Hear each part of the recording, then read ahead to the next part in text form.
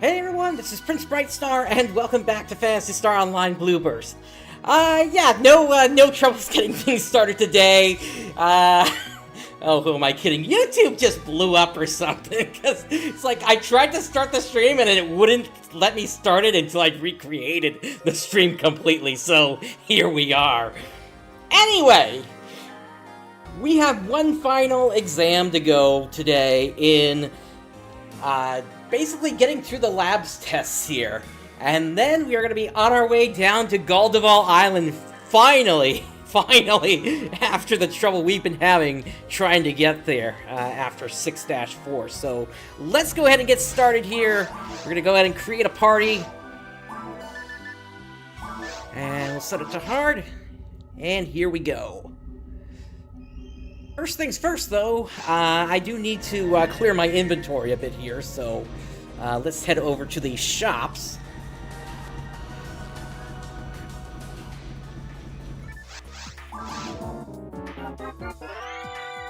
Oh, and by the way, this is what the weapon was. It was just a Varista that dropped during the last run, so there you go. We've at least got that figured out now here. Anyway. That's really not important at this point. I want to restock my items before we get going.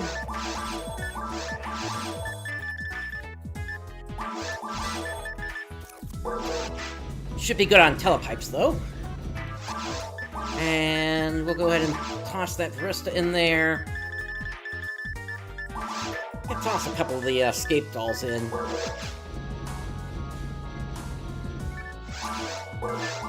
And the solid shield, we can go ahead and sell that.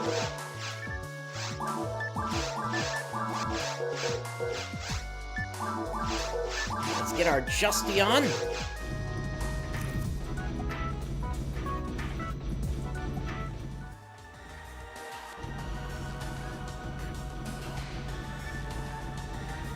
Alright, and up we go to the lab. And we are on to the final of the lab tests here. That is going to be Test Spaceship 5.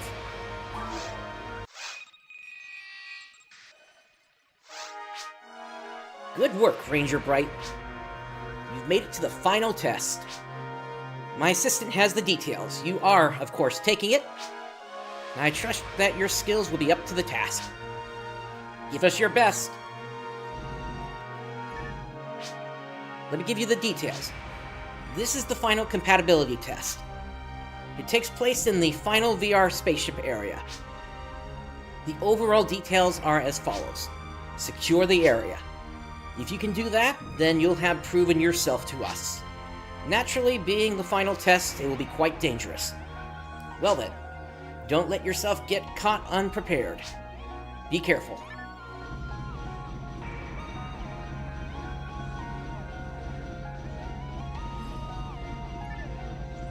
Well, Brooks, first we have to get through the test area, but yeah, there should be a dragon at the end of this, that being the Gol Dragon. Alright, Storm Arms. And it is so nice not having to worry about a timer this time. That should have been the final timed mission, if I remember correctly. And that's not just only in Episode 2, I mean, even into Episode 4. That should be the final one. So it should be fairly smooth sailing from here in terms of our efforts, and then eventually we will then, once we get through Episode 4 and we get through a certain hidden portion of Gol Da Val, then that will be the end of basically this little private server I've been running this whole time, and at that point I'll be looking towards running other things related to this game at some point in the future. As I mentioned before, probably on Affinia, since the software that I'm using was developed by the developer of Affinia, but it was developed such a long time ago, and really Affinia is what their focus is at this point. We had that whole discussion last time, and I think maybe even the time before. But we still have all of the remainder of episode 2 to get through. We have the remainder of episode 4 to get through. So that is what we are taking care of part of today. Hello, Revival Garment? What? Okay, hang on. Let's clear the room and then let's take a quick look at that, because that's an unexpected drop. Actually, I'm trying to remember if we had one drop before or not. Because I don't think it's that rare in terms of the drop tables. Let's see here. No slots. And yeah, now that I think about it, I think we have one in the bank upstairs. But we've already got a different armor that's going to be coming up at level 61. Or no, not 61. Wait. Now I'm confused. What is actually up there? I'm sorry. This is going to nag me until I check this out. Because we kind of rushed off at the end of the last episode, and now I'm wondering if I've actually leveled up enough to equip something here.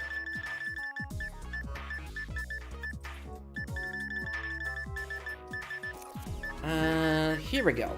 Yes, I do have a Revival Garment. And I think the one that just dropped has better stats. But then I've also got this Valiant Frame. That's what I was thinking of. This is what's coming up in 2 levels here. This has 4 slots on it, so that's what I'll be putting on. Okay. Thank you for for letting me check that out, because, like I said, that was just gonna nag me. Anyway, I don't know if we're actually gonna be hitting level 63 today or not. We'll have to see how much progress we make. Let's see. This just leads us back over here.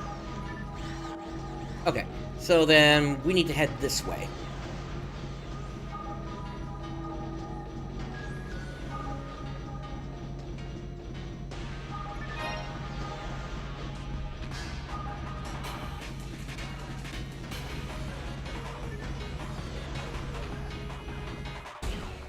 Not sure why the battle theme is going off there.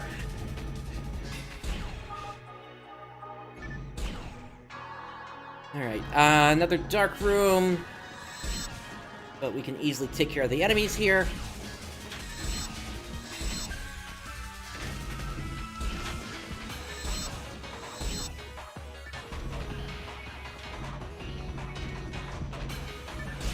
Well, yeah, Arkama, although I will say that as long as you don't completely forget about them, it really should never be a problem in this version.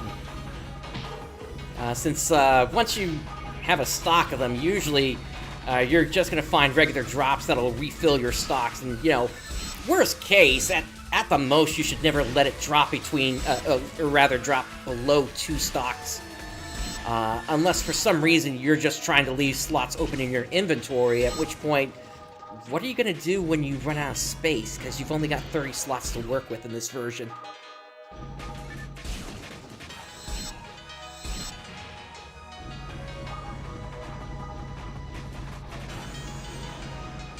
Let me see if I can find the switch here.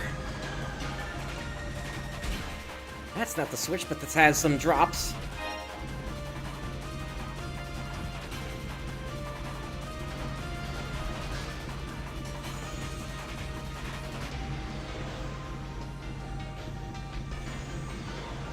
Here's the switch.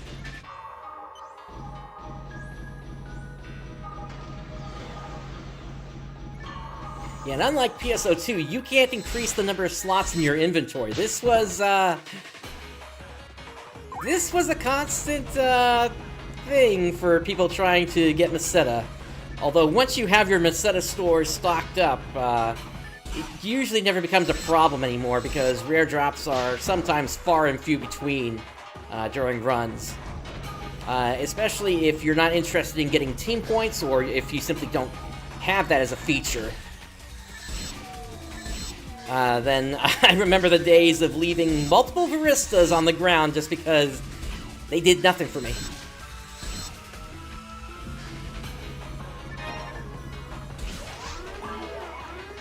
Already getting in with it into it with the Garans here, huh?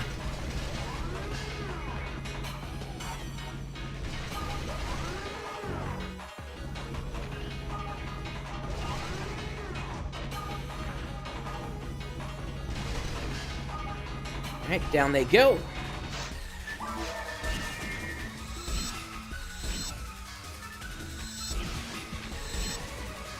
Ah, gotcha. Yeah, GameCube version was effectively version 3 of this game when they redid a whole bunch of the stats on weapons and gear.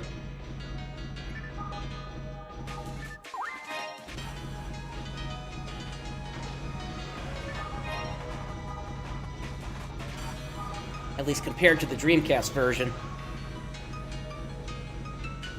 Oh, FSOD, for those that don't know, Frozen Screen of Death, yeah, that was a nightmare, but you know what, I would take FSOD over Knolling any day, I'll put it that way.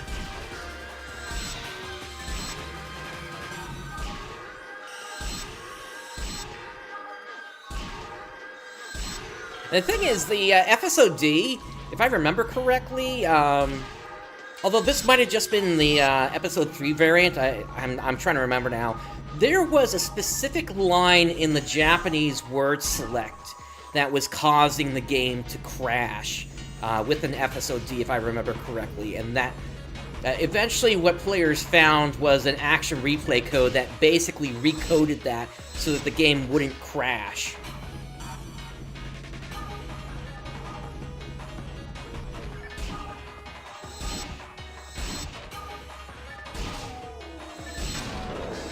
Obviously, action replay can be used for more nefarious purposes, but at least for gamers that at least respected the game, they wouldn't use it for that purpose.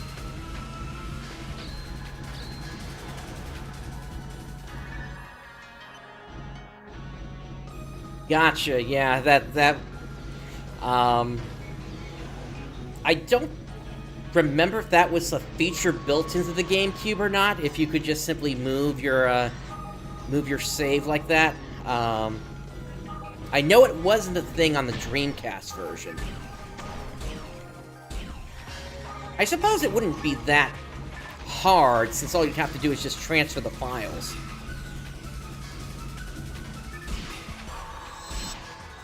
But you also had to make sure, like your guild card file was also equivalent or something.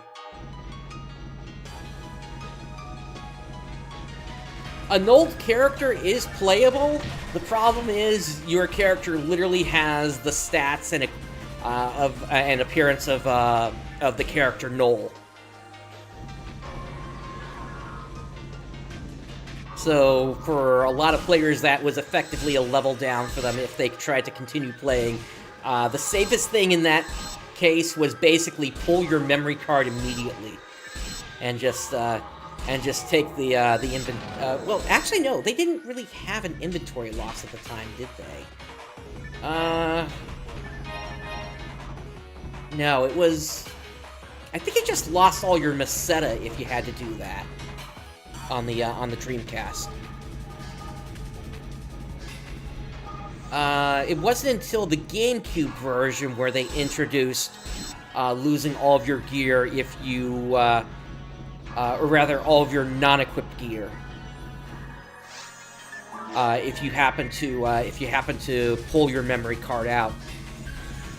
And then, of course, the GameCube version was a real monster for Sega because they had to issue a recall on version 1.0 in Japan because there was an item duplication bug related to the multiplayer function that they had to correct, to the point where they basically isolated version 1.0 and 1.1 players away from each other. And I know that because I've still got my 1.0 disc from Japan.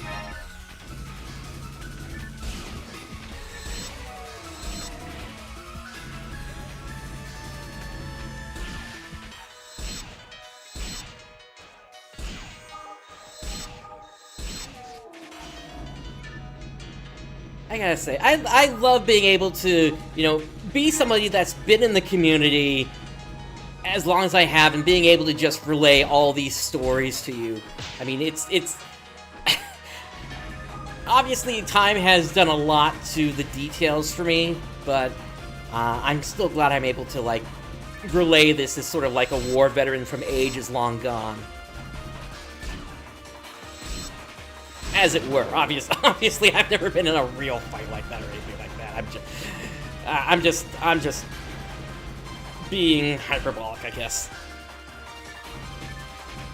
that even the right word? I'm not even sure. Hey, power material, I'll take that.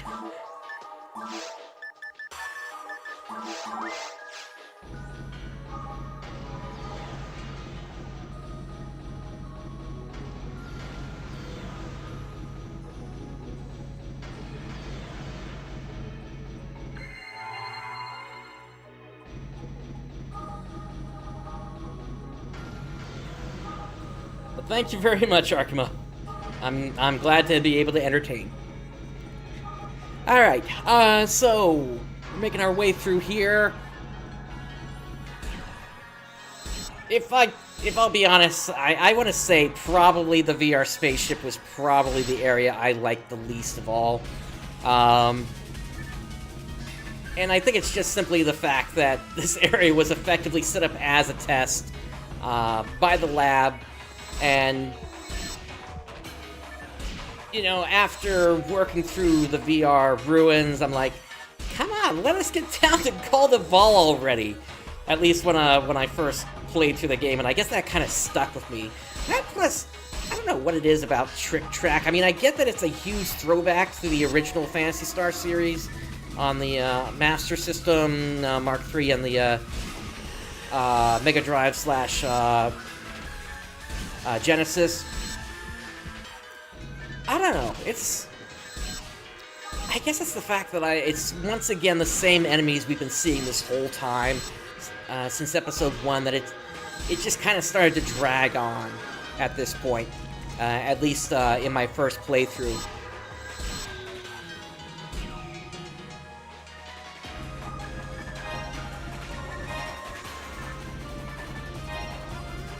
Oh yeah, I agree about the small spaces in the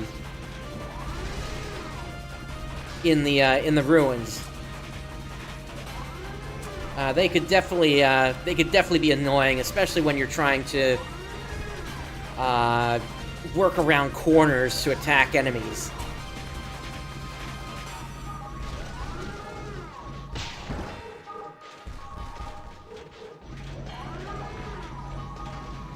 Try to clear some space here.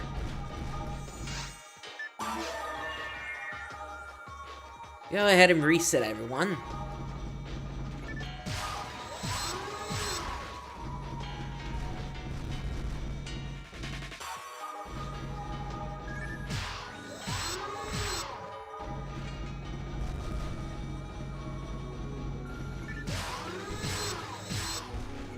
Alright, that clears that out.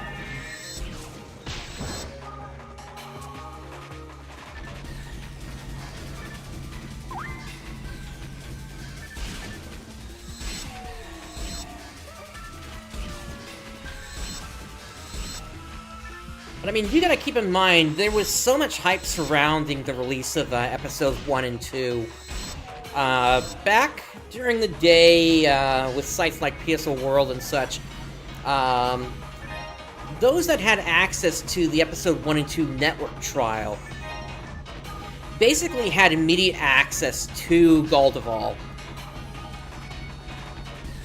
Outside of the central control area, I believe. I think it was like you could experience, like, I think it was not the mountains, but the jungle area in the network trial version.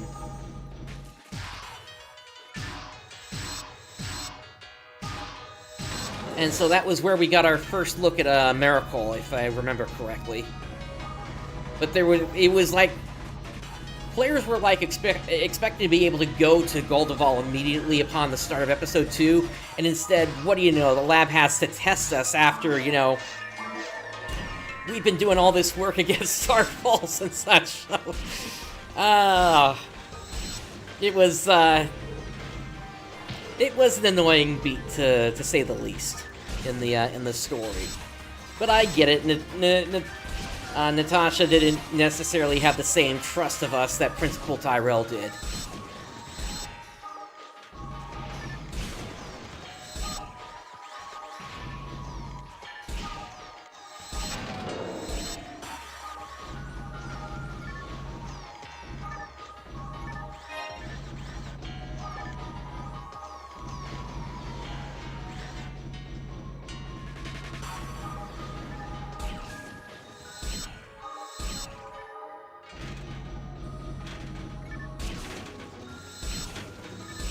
Yeah, I remember when you took me through those VR chat maps that got ported over. Yeah, that was quite an experience to see what players were doing with these old maps.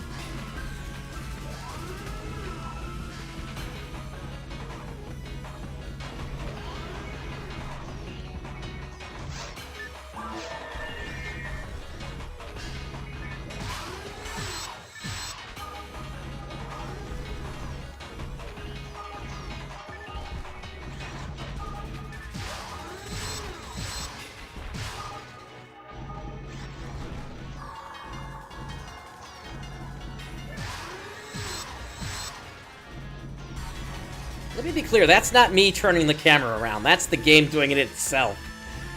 It's one of the more annoying things that can happen in this game. Oh, hey, got our Photon Blast. No dice on the invulnerability, though.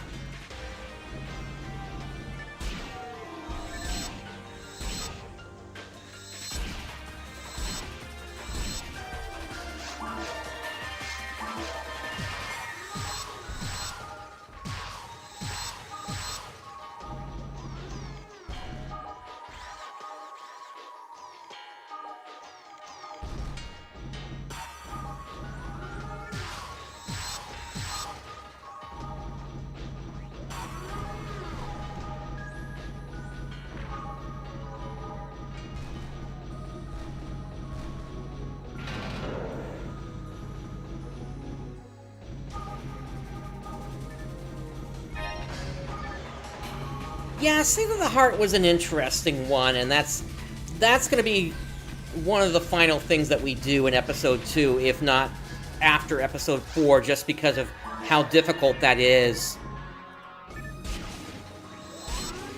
Seat of the Heart is effectively a final story that got added to Episode 2, I want to say about a year after Episode 2 released. And it has to do with a follow-up on a story that occurred back in Episode 1 between Ellie Person and Callus, the AI within the network. But that's going to be coming up in the future, and if I have everything set up correctly on that, those are not going to be the only people that we meet in that.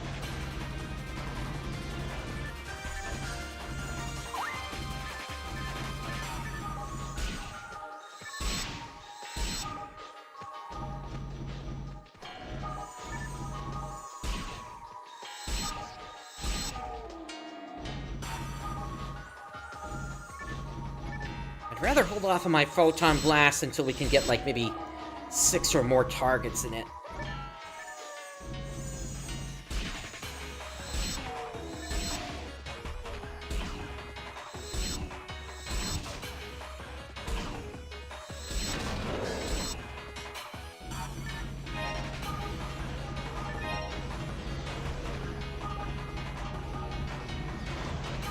Alright, that's the end of Area 1, or the Alpha area onto the Beta area.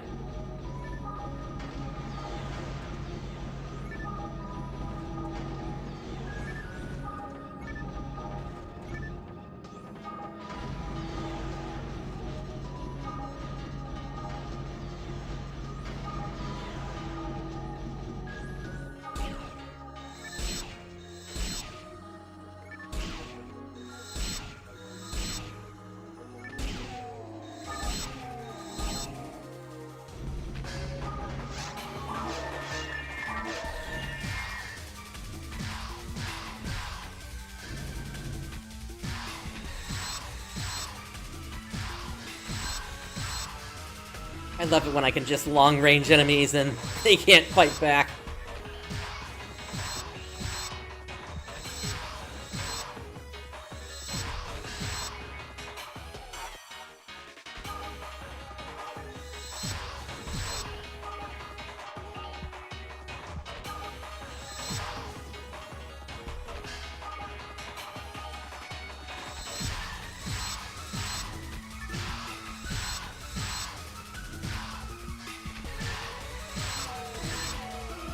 Going back to Affinia for a moment, I am really interested in eventually moving over to that server because, from what I understand, they've had some really significant updates as of late.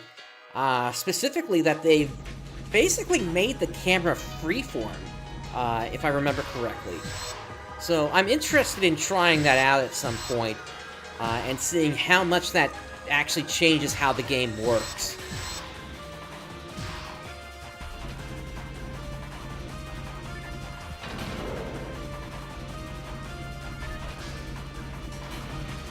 And I know technically you could do that, like on the console versions, by plugging into, I think it was like the 3rd or 4th player port. But this is apparently different from that. This is like being able to like control it with your mouse or something like that.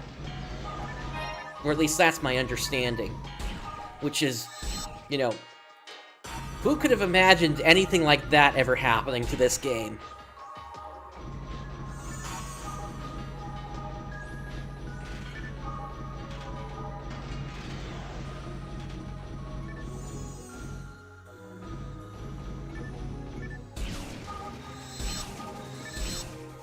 And like, basically 20 years after it got released.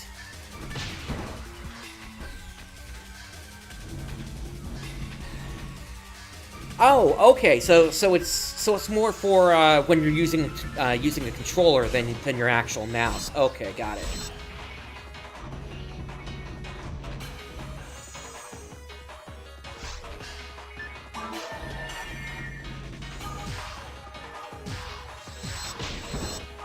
Still, even like on the GameCube version, the best that you could hope for was effectively using your L button to target, or rather to reset the camera.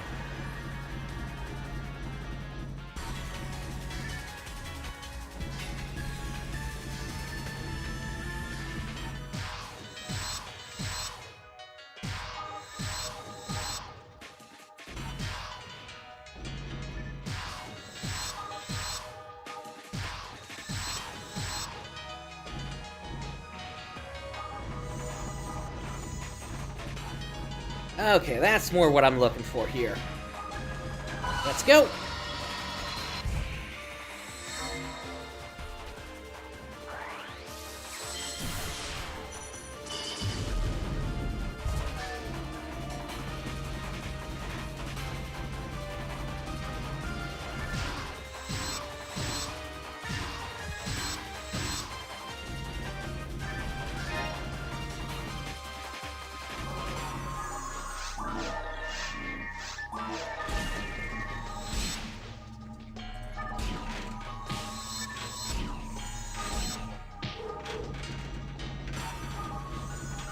I should reset my item order. That's, I'm not really intending to equip that Gladius.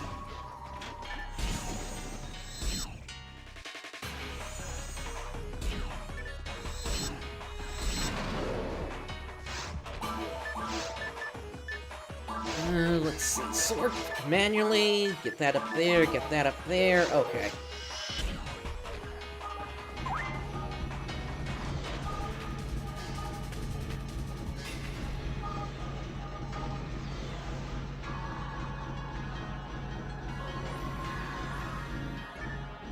Yeah, I've known about the classic mode for some time.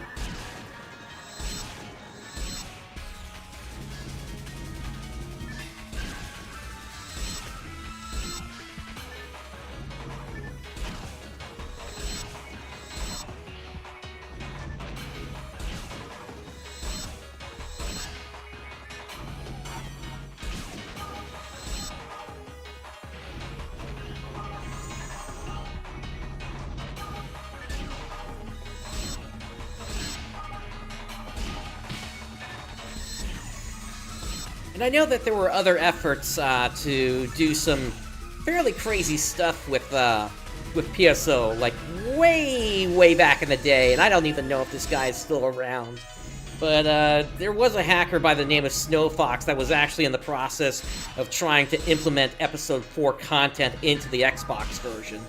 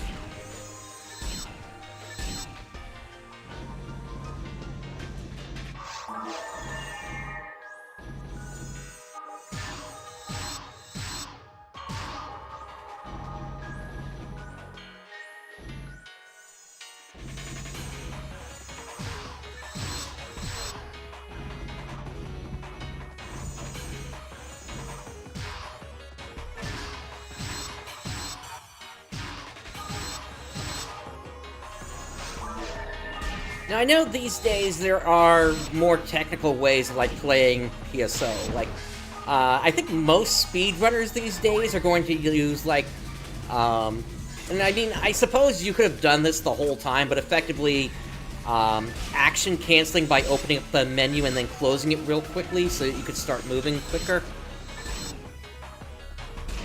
I don't know how often that's really used by regular players, though, these days.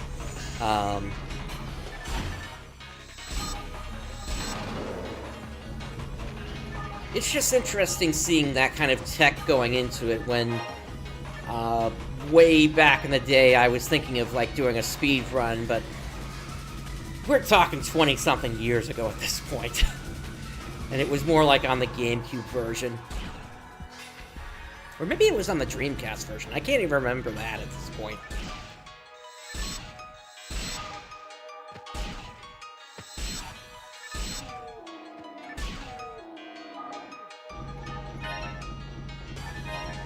And I think I came to the conclusion that it would, basically, to get the perfect run, you'd have to be just unbelievably lucky in terms of the drops that you got. To, like, find, like either General Power or Dragon HP or something like that along your way to the point where it's like maybe 1 out of 200 or 300 of your runs would even be viable. And I was like, I probably said at that time, okay, that's probably not worth it. But I know that there are speedrunners out there that do things exactly like that. I mean, that's how, like, those players that go for runs of, like, Super Mario Brothers, they put in thousands of attempts just to get something that's under 5 minutes.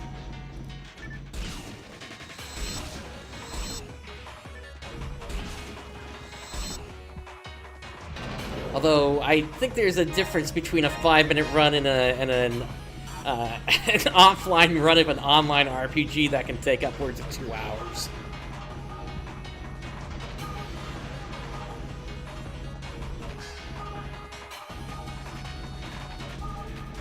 Alright, before we get to the boss, we're gonna have to restock on some items.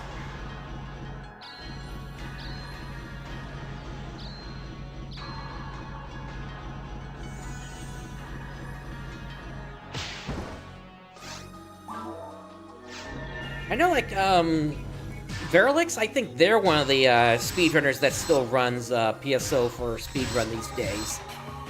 And then there's one other, and I'm trying to remember, C. Carl, I think? Actually, I haven't seen C. Carl in a while, so I don't know if they're still running or not.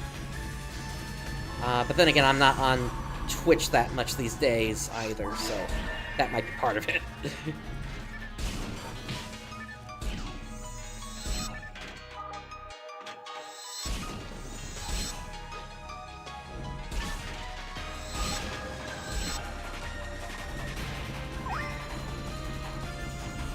There was a player by the name of Phantasy Star who was doing an old rare drop run a couple of years back, but I don't think they've done anything for quite some time.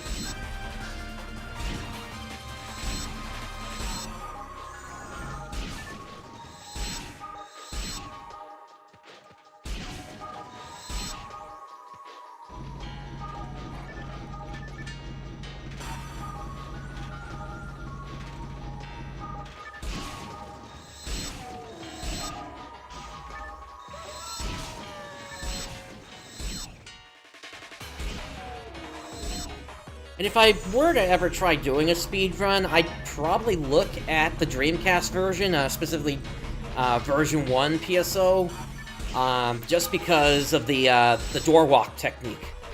Because that effectively allows you to just simply skip through rooms without having to take out the enemies inside if you know what you're doing.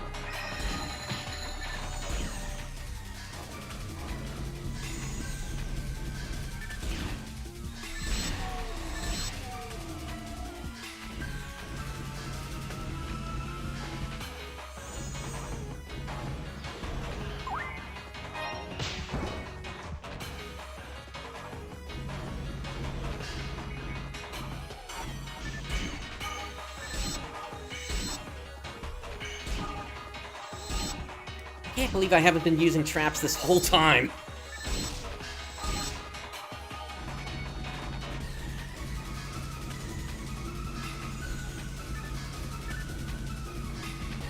Oh, this was supposed to be a room full with, 4 of these guys, so actually I kind of got lucky where I positioned myself.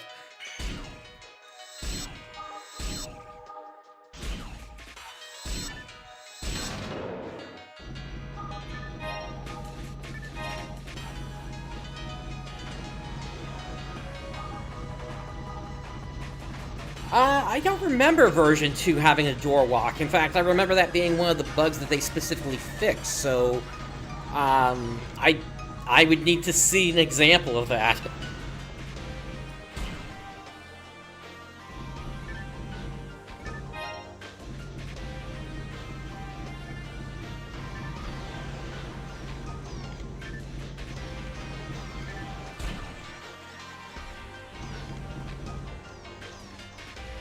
Oh, that's right, these things drop.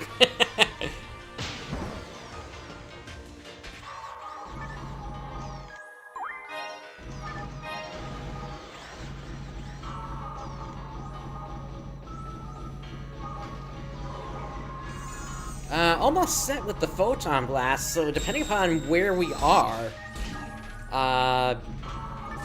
yeah, and I've actually got the invulnerability this time, so that's nice. If we're getting close, I may actually try Gol Dragon without returning then, just so I can pop the Photon Blast at the start for a shift to D-band.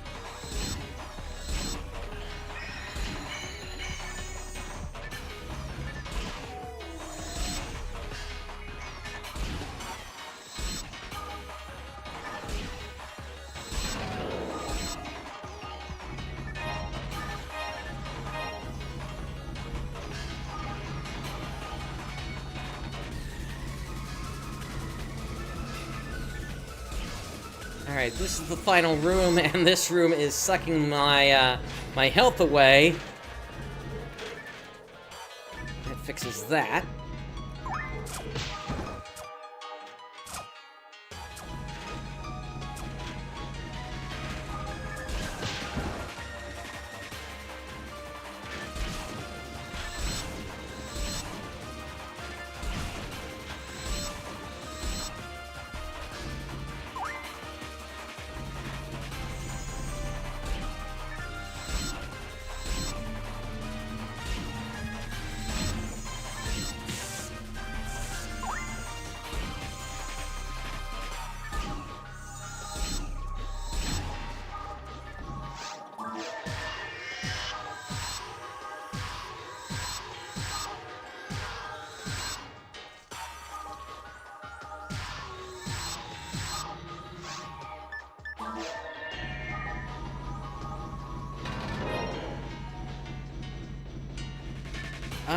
what did we get this time for special weapon?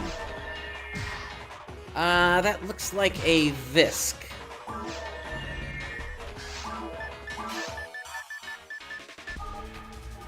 With the 20% AB split, it's not as good as the Justy I've got.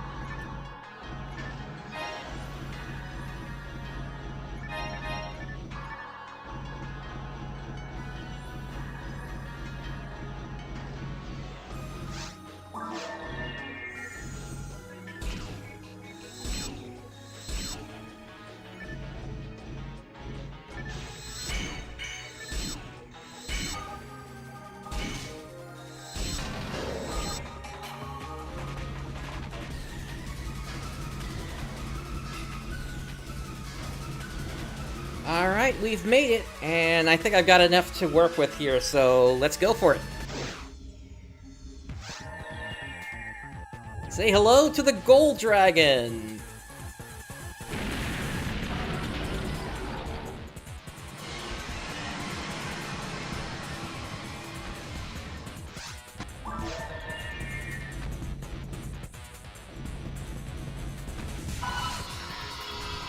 Shift to D-band coming up.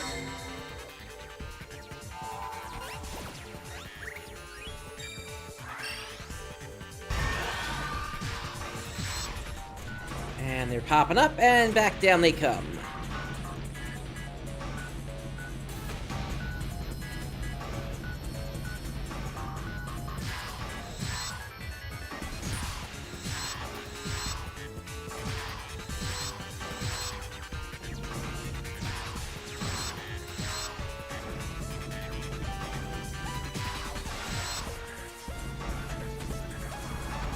This was one of the crazier attacks they could do. Never really found a good way to really dodge this.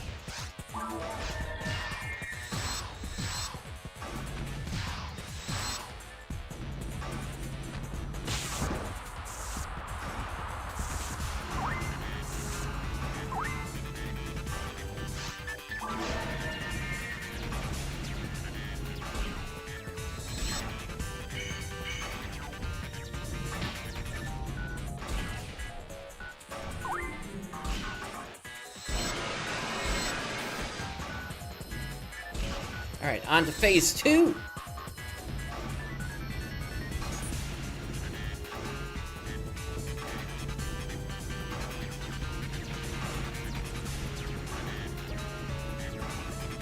And this is where things get interesting. So, we have 2 Gol Dragons on the field now.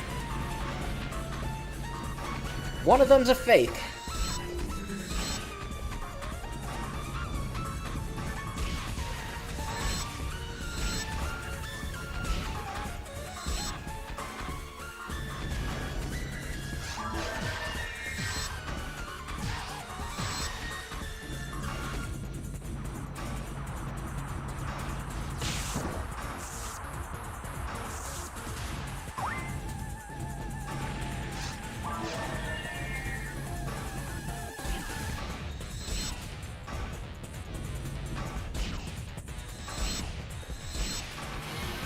Alright, down goes the Gol Dragon.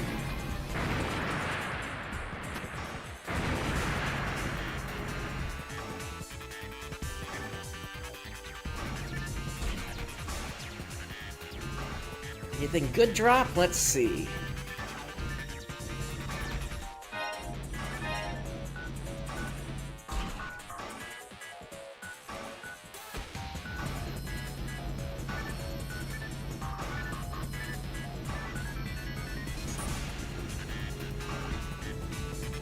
Looks like the boss drop was just some Meseta here.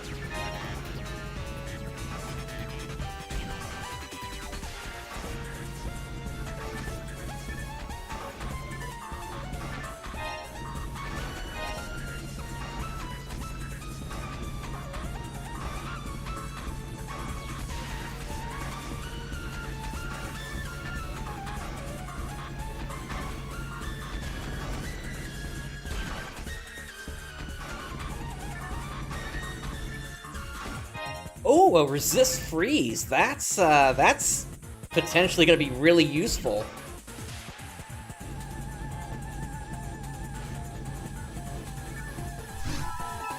VR test field, transmission from the final spaceship area. Ranger Bright. VR field, final spaceship area cleared. Good job, Bright. All VR tests for the spaceship area have been completed. Both the temple and spaceship areas are cleared. This means this is the end of the Hunter's exam. Bright, the Chief wishes to speak to you directly in the lab. The link will be disconnected. Please enter the teleporter.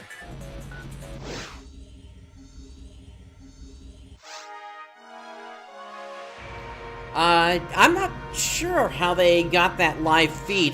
They may have just set up a camera and just had that, like, teleporting around the room when, in such a way that the player couldn't see the camera. That's at least my guess on that.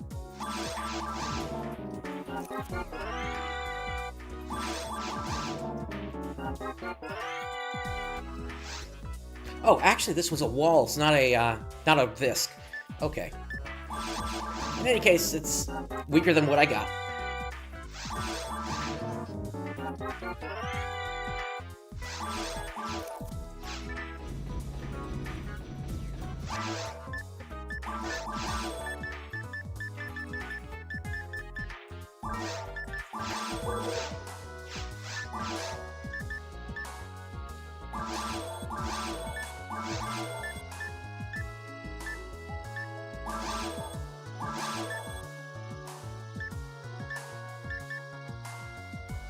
You know, one thing that I wish they had brought over from the Dreamcast version, which doesn't exist in GameCube or Blueburst, is the state maintenance unit. That thing basically prevented you from having any status effects apply to you.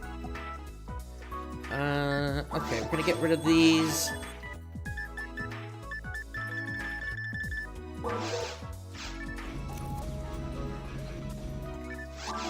And we'll drop this.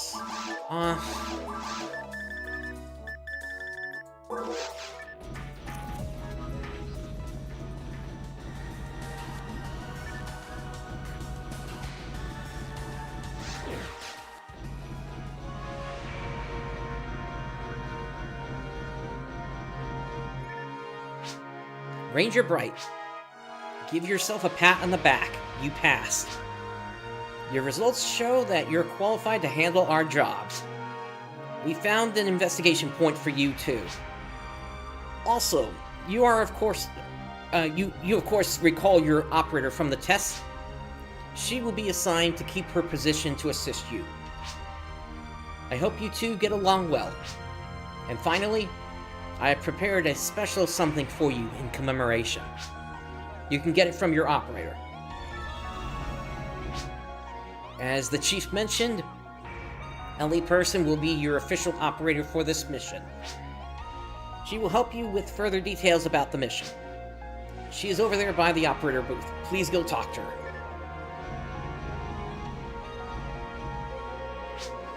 Bright, we finally meet face to face. I'm Ellie.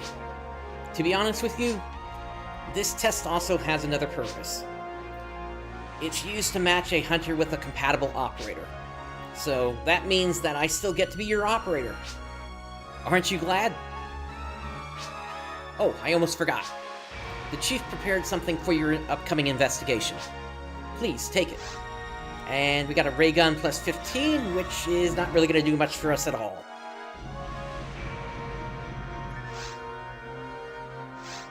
Alright, test 10 cleared.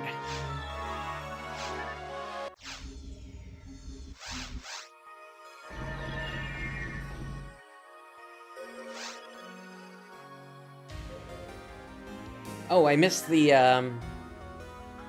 data from the VR terminal. Wait, that doesn't make sense though, because don't they have the burn draw there on Coral? I know there is some sort of dragon that we fight with Kai, if I remember correctly, in Phantasy Star Zero.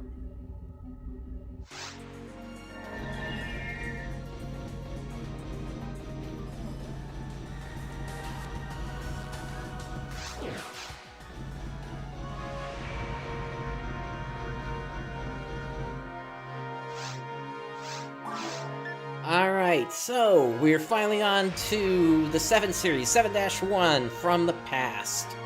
Investigate the island Gol Da Val in the Southern Sea. We have decided to send you to investigate Gal Da Val Island in the water south of the Central Dome.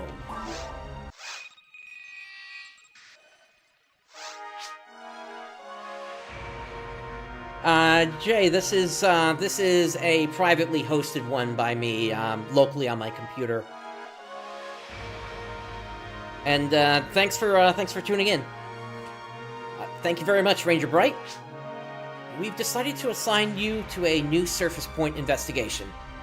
There's a solitary island in the ocean south of the Central Dome. We've named it Gol Da Val Island. Head down to Gol Da Val, and there you will begin your investigation. One more thing. We want you to search for somebody.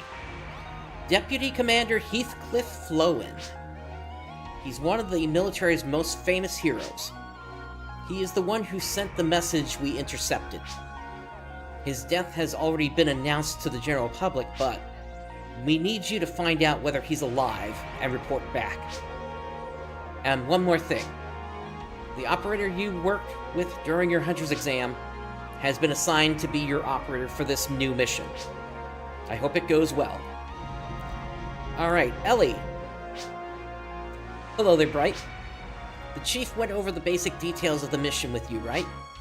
According to the data collected by an auto-reconnaissance device, architecture from our civilization, meaning from Pioneer 1, was discovered on Gol Da Val Island. The structures, they're very large, which is unusual since they're so far away from the Central Dome, where most of the residential areas are. None of the data sent from Pioneer 1 shows any record of this. Same with the underground mining site on Ragol. There must have been a reason that they kept this hidden. Cal will continue on with an on-site scan. It's the same communication terminal from the VR field. So cute. Oh, I will restate your mission. Investigate and report findings of Gol Da Val Island. Search for Deputy Commander Heathcliff Flowen. That's it. When you collect data during your mission on Gol Da Val, you may transfer them here by accessing Cal on-site. So that's basically the whole mission. Okay? Oh, right. There was one other very vital thing. It looks like the gate to the facility that the probe found is blocked by a gate, which is still closed. Cal's hypothesis is the main gate is up because the entire island is on security alert. To disable this, find the security locks that are around the island and shut them down. That's what he says. So, while checking out the areas on Gol Da Val Island, you'll need to deactivate each security lock that you find. When you're ready, go down the slope, turn right, and go through the yellow gate. Then you'll see a teleporter. Good luck. Jay, no, it's not an emulator, it's an actual Blueburst server that I'm running locally on my machine. It was developed by Soda Boy, who was actually the developer of Affinia as well. This is just a much older server called Tethala that they had worked on before they started working on Affinia. Ellie, she was only recently assigned to the lab. We're a little bit worried about her, but it's an official decision, so oh well.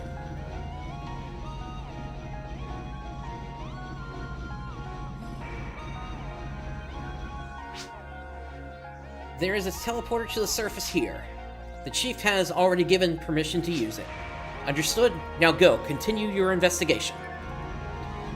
Alrighty, here we go to the Central Control Area.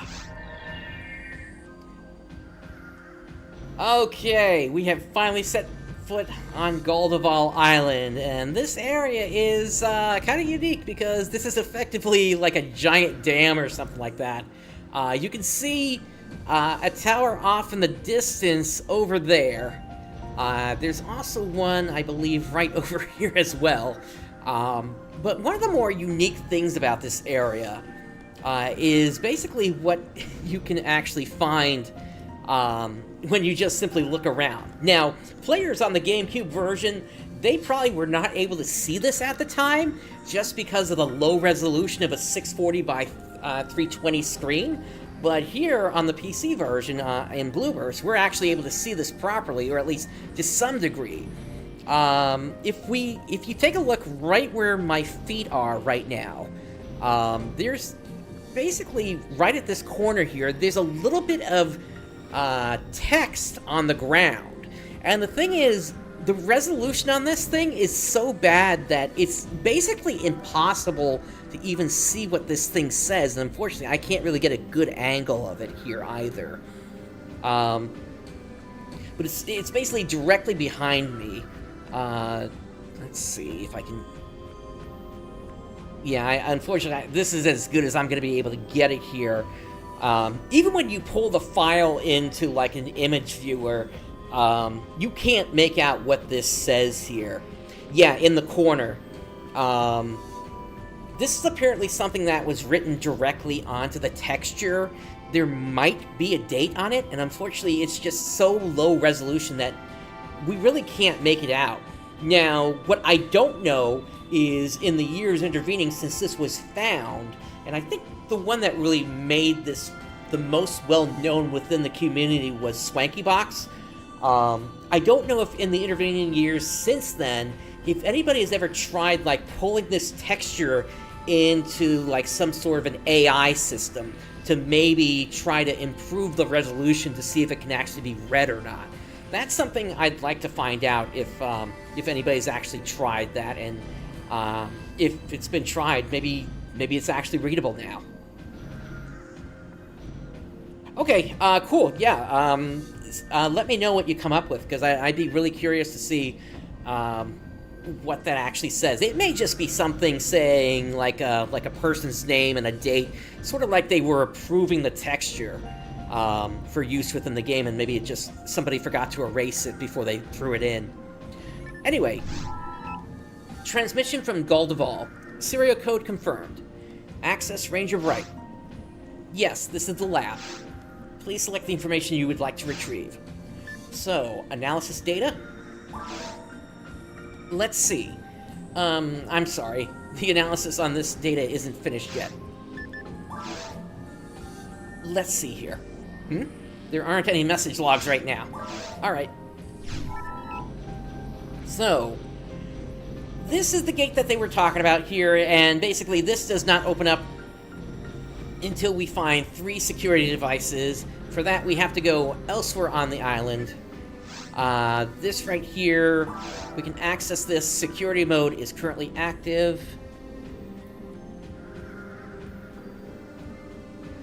I'm just catching up with chat here real quick. Let's see.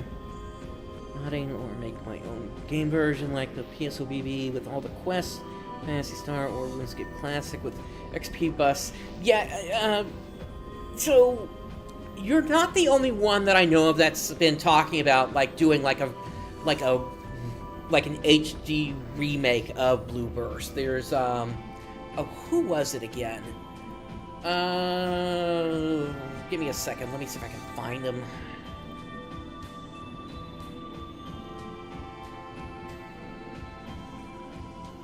Glader, I believe their name is. They were working on a PSO remake project. And in fact, they released a teaser earlier this year, or like late last year.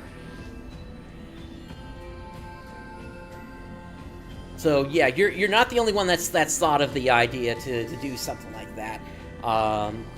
And I don't know where they are on the project, but you might want to reach out to them if you're able to give them a hand or something. As for your other question here, so the fog is this is Blueburst that I'm playing here, so it should be in all versions of Blueburst. I think it just comes down to what you have selected for your graphics options before you load up the game. Anyway, security mode is active in this area. The main gate has been locked down.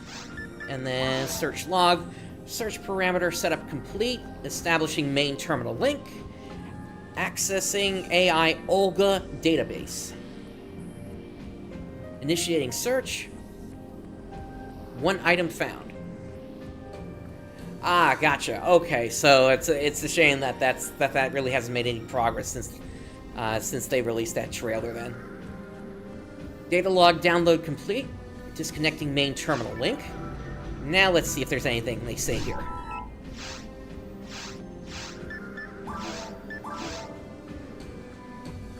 I am not sure who will be listening to this message, but this message will explain the truth about the planet Ragol.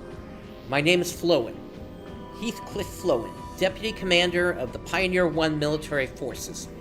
Our mission, the migration to the planet Ragol, was going well. The environment of our homeworld, Coral, was deteriorating rapidly. The Pioneer Project was launched to search for a new home. We arrived on Ragol. We began investigating its suitability to support life.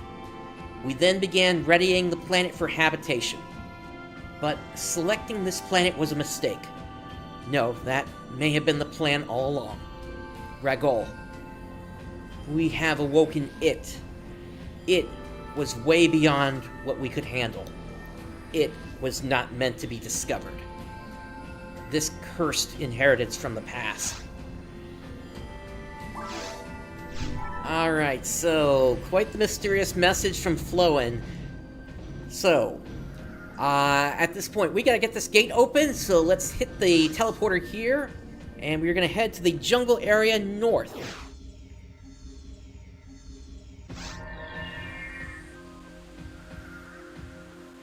And finally, we can see one of the new enemies! So, let's go ahead and get ourselves equipped. Actually, we got a couple of new enemies here. First are the geese.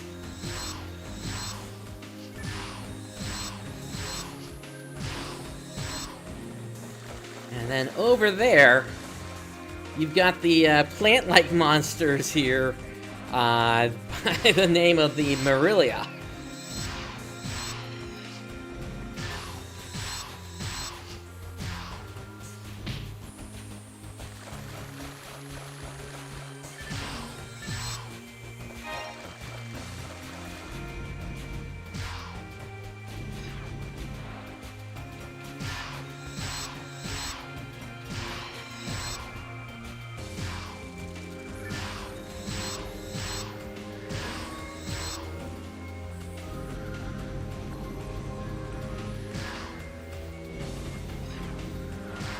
I think the fog was in the GameCube version as well. I think it's just players may have not seen it as well in the in Blueburst, just because computers at the time may not have had as good graphics as they do these days. Not many computers really had graphics cards back in the day. It was like, maybe you'd have a graphics card of like 32 megabytes or something like that.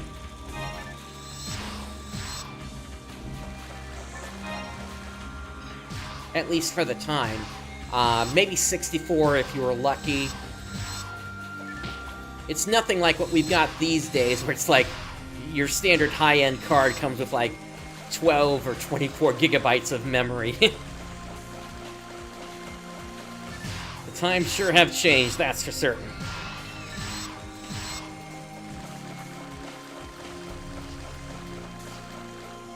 But one thing that the GameCube version does have that the that Blueburst doesn't is the distortion around telepipes.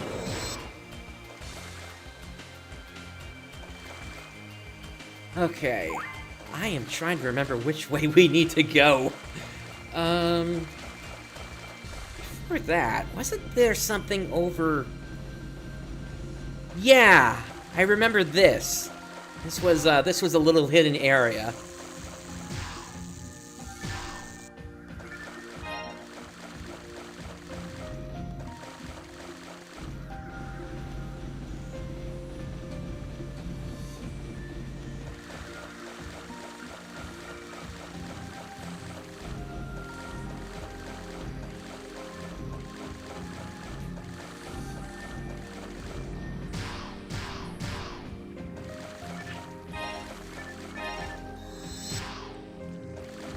here we got another of the new enemies, the old gibbon. And this isn't the only one we're gonna find here.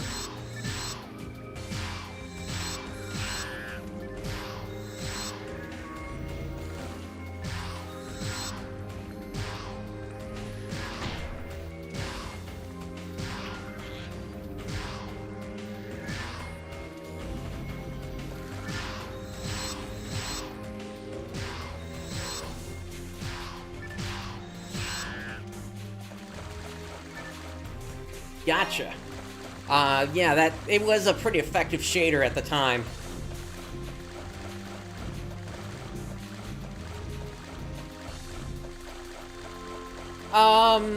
So for region-specific quests,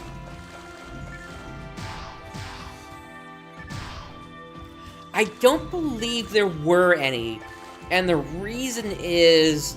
Actually, no, I take that back. There was one Japanese exclusive quest on the GameCube version, and it was basically an apology quest to players because it had to do with the 1.0 to 1.1 replacement disc I was talking about earlier.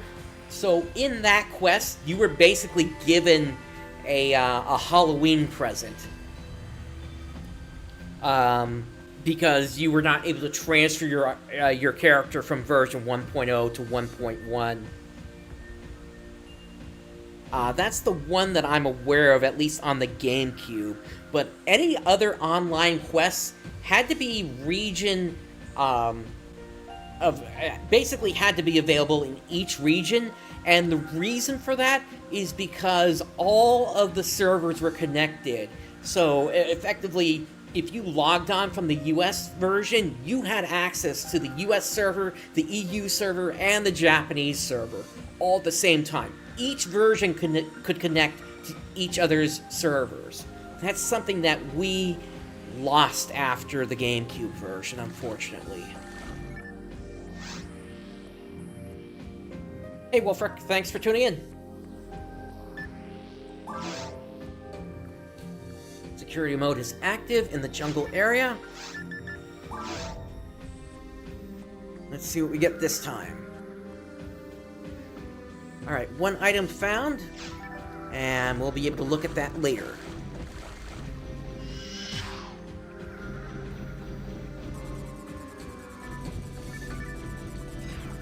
Those story quests, were those episode 4 quests? Because I do know also, at least for Blueburst, the Japanese servers stayed up, I believe, longer on the Japanese side than the Western version, and had more quests in that way.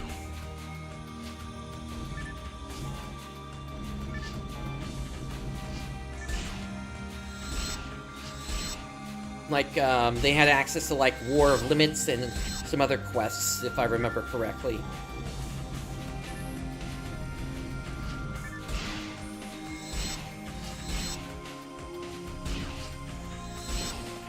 Yeah, at least on the GameCube version, all the quests had to be the same across each region.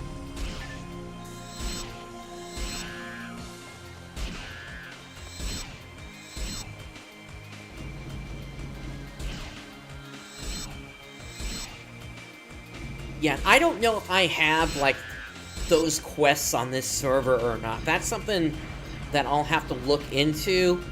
And if you can send me, like, a list of those quests that got translated, maybe I can find it on one of the quest databases and try to implement it on this server.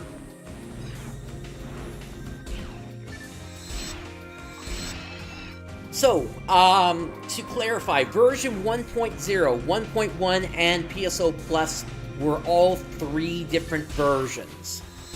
Version 1.0, and I'm talking specifically about the Japanese 1.0, 1.1, and Plus. So 1.0 was the initial release, but it had an item duplication bug related to using related to the split screen multiplayer function, and so the game had to be reissued as 1.1. what PSO Plus was effectively 1.1 plus the quests associated with the tower quest being implemented offline.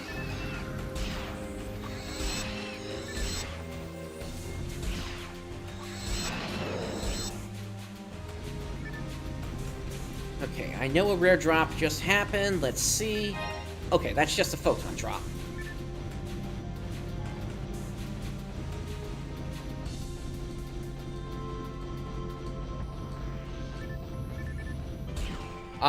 For the West, effectively 1.0 for the US and EU version, that would be equivalent to the Japanese 1.1.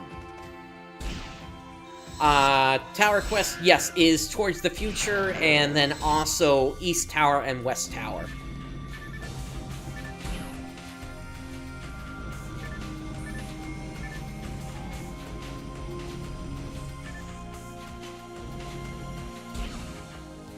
Let's see, we got some kind of console here, but we can't interact with it, fine.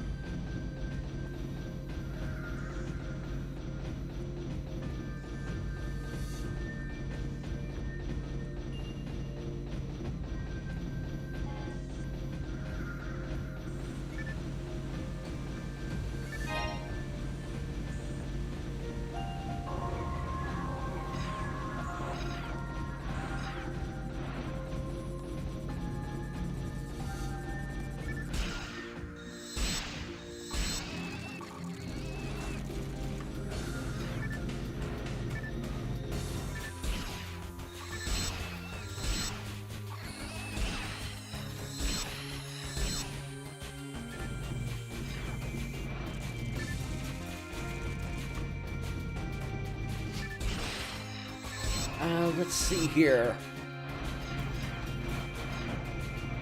Magic Fire Staff. I'm not sure I understand which one you're referring to. Are you talking about the Agni rare drop? Because that was just a rare drop that you could get off of other enemies.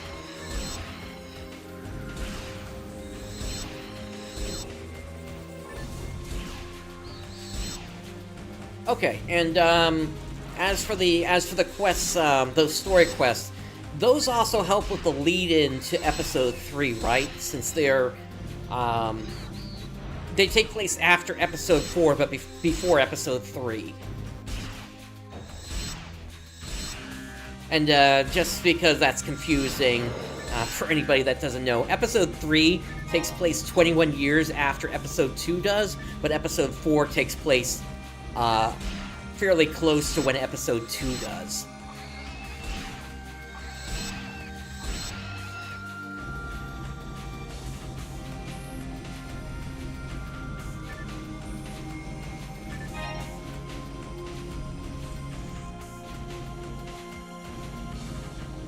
And no need to apologize. It's a lot of this information has been lost to time for those that are not in the know. I appear to be trapped, so I'm gonna have to wait this out.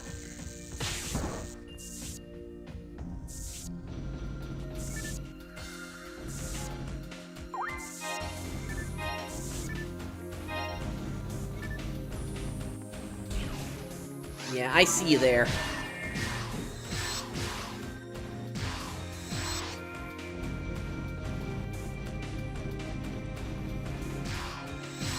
Yeah, this guy has some active camo on him.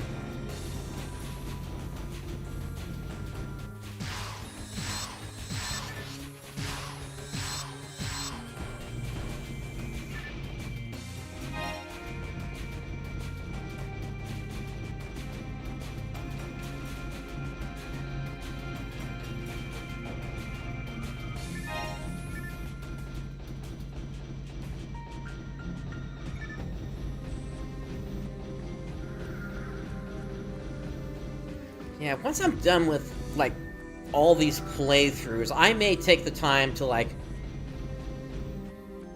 try to create, like a story summary or something to that effect.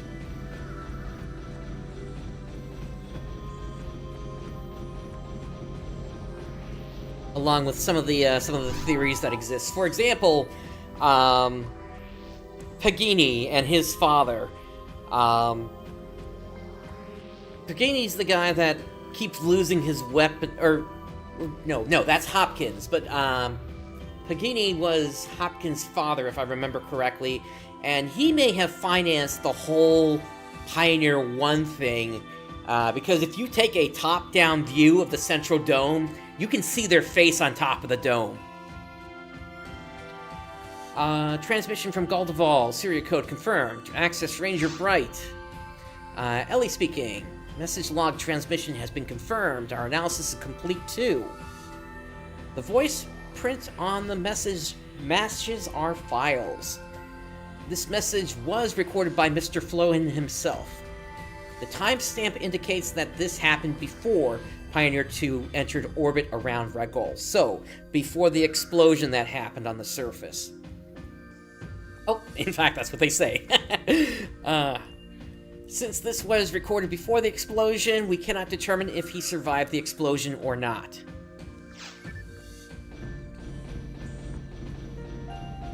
Okay, Dark Bridge was a weapon that was never officially released, if I remember correctly. At least in the Western version. I don't know if Japanese Blueburst ever released it or not. Same with the Dark Flow sword. And the there's also a Dark launcher or something like that, if I remember correctly as well.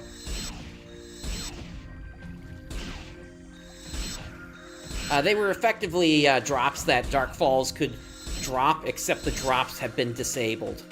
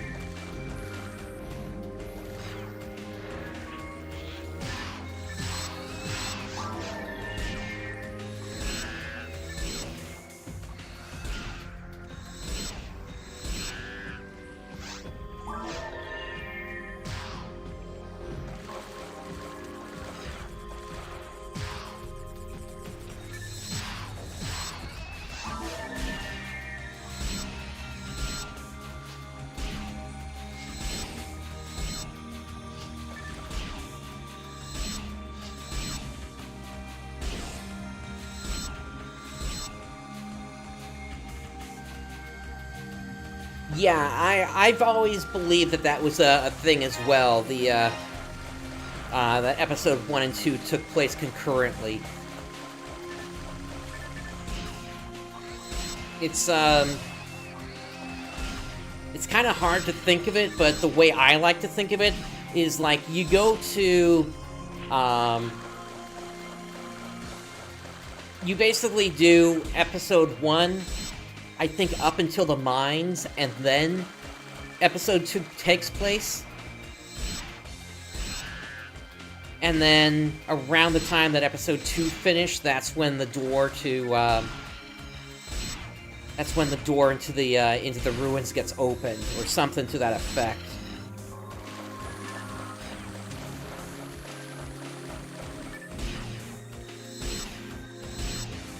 Okay, and good to know about the drops eventually getting enabled then.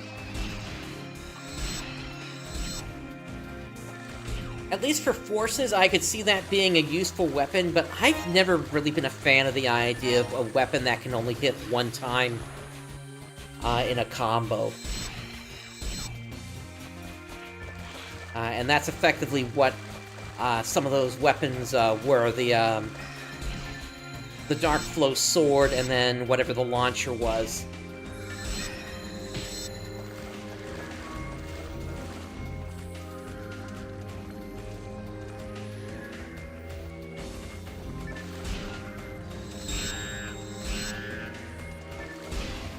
Alright, Photon Blast is ready. Melody, no, I am on ship 1.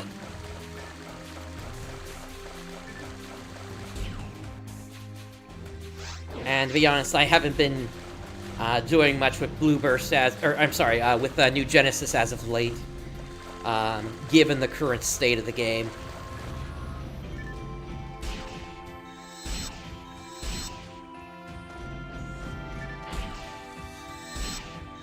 Like, even this recent Festa, I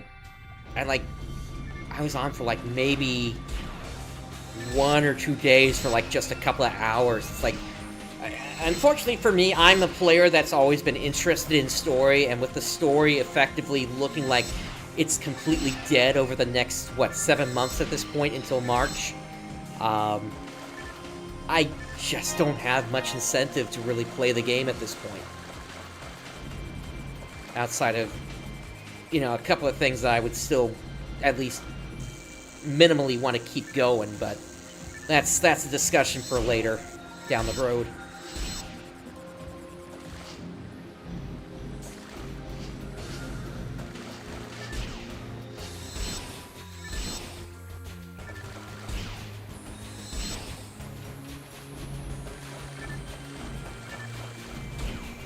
Yeah, Jay, New Genesis, that is definitely a rabbit hole to go into in terms of what's going on with New Genesis. It's not good. That's at least the general consensus among my community, although there are others out there that say it's doing fine, but my community is more lore focused than others out there, so it's definitely a drag on for anybody or most people within my community.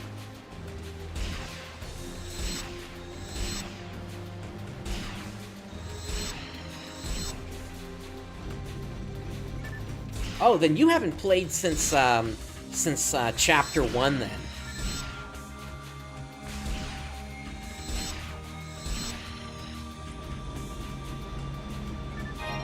Ah, gotcha. Then you might want to pop into the Discord at some point, because we're constantly talking about the lore of the Phantasy Star series. At least as much as we can make of it, anyway.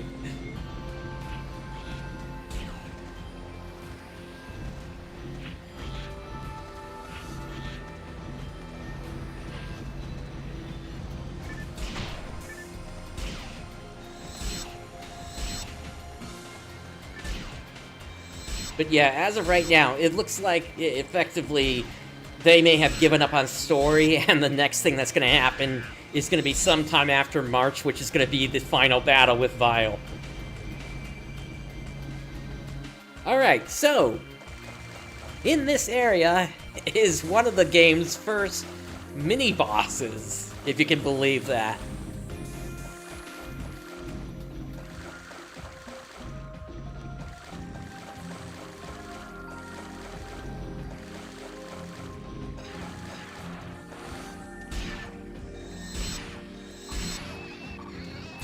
And I say it that way because basically this game has not had mini-bosses up to this point.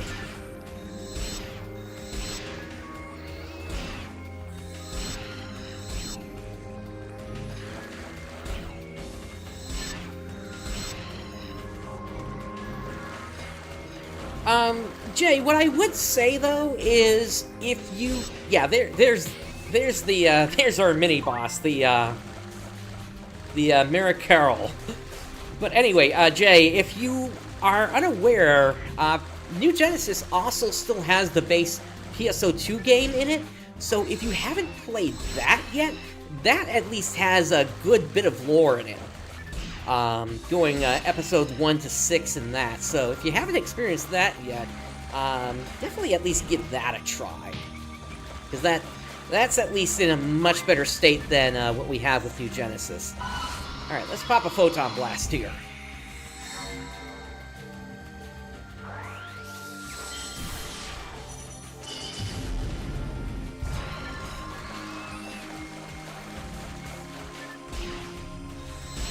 I believe there's a chance for the rare variants to show up. But it's a rare chance. And I don't remember what the rate was on that. It might be 1 out of 128, or it might be something else.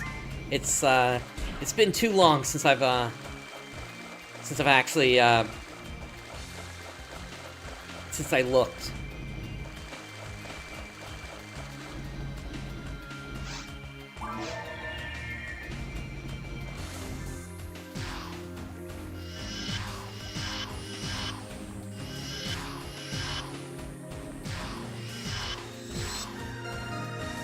Hey, level 62! I'll take that.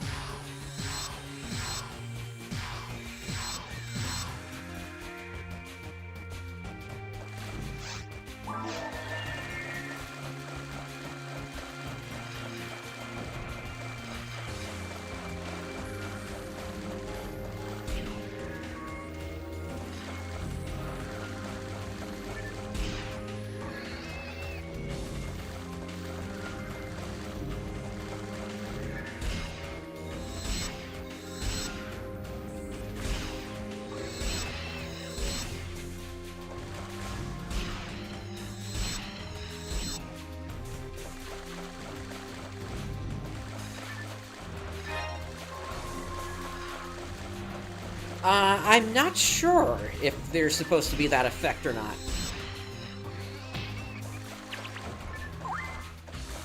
It looks like I got 2 to deal with here now.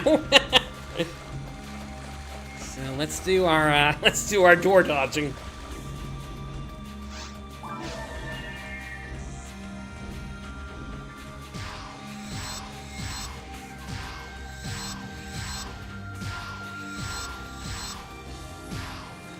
So yeah, it's like, yeah, we got mini bosses, and then on top of that, it's like we got multiple mini bosses all at the same time here.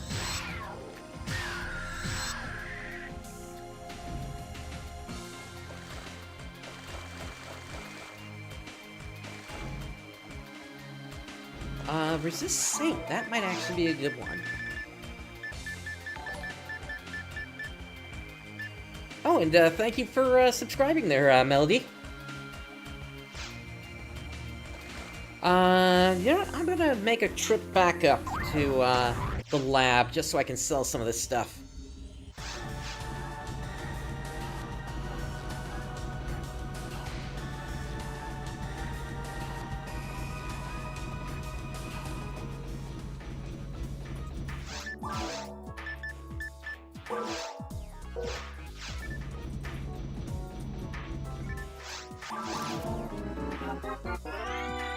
Yeah, the New Genesis, unfortunately, just overall has not had a good story, and I said at the end of Chapter 5 that it just simply had not been a journey worth going through. And there's a lot of reasons for what happened. One of the primary ones we believe to be just the fact that they basically forced the office that the Phantasy Star team was working out of to change up to, oh, what was it, the name of the town is slipping my mind, but basically, the town changed where their office is out of, and so, there were, of course, going to be staff members that simply could not make the move.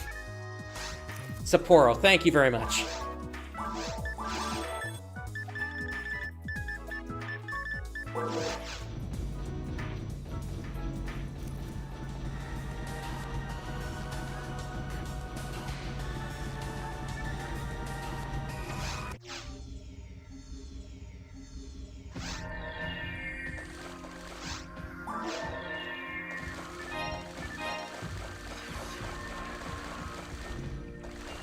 That's right, there's one more of those there.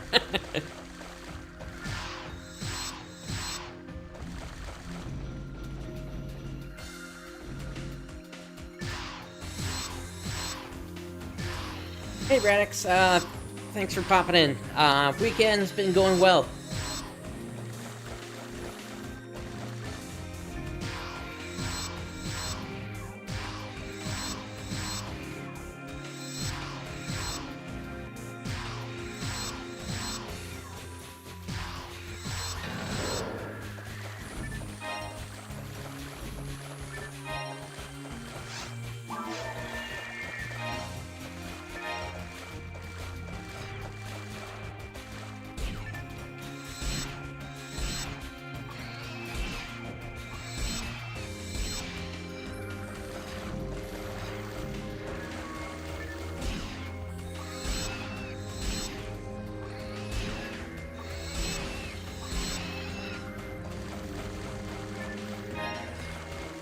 Die Grinder, I'll take that if we happen to get any other rare drops.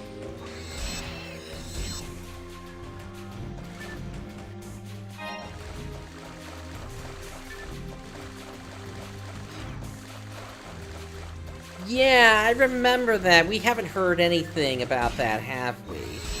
I mean, they were the supposed leaks, which ended up being not really true, so...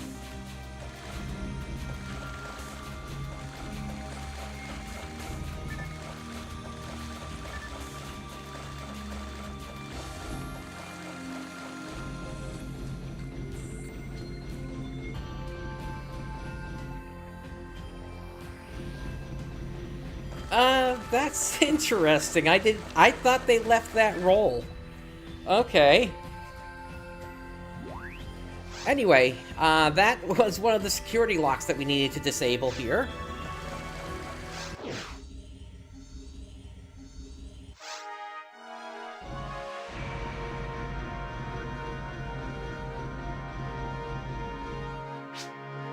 You're back safely. The lab is still analyzing the data you brought back, but it seems clear that the Pioneer 1 lab was doing something here. The lab is carrying out a diligent, comprehensive analysis of the data that you hunters have brought back from the target site. We hope that you have performed a sound investigation. And Ellie? Thank you, Bright. Cal is analyzing the data from this mission to determine the next step. Please continue your investigation.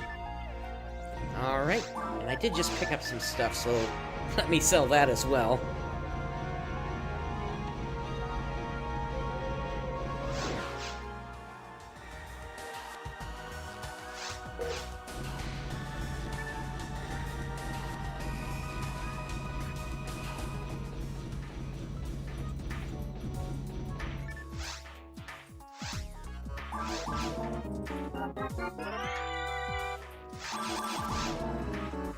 Again, I don't expect much to come out of this here.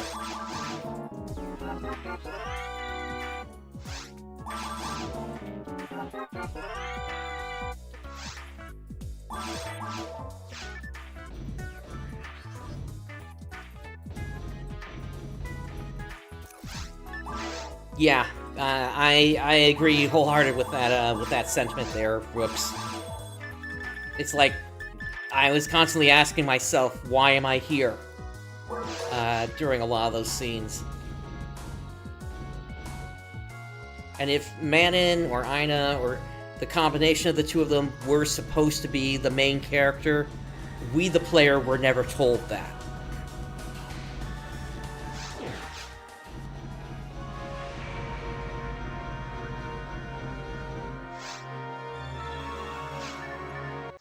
Alright, that's another mission down. I think we got time for one more tonight.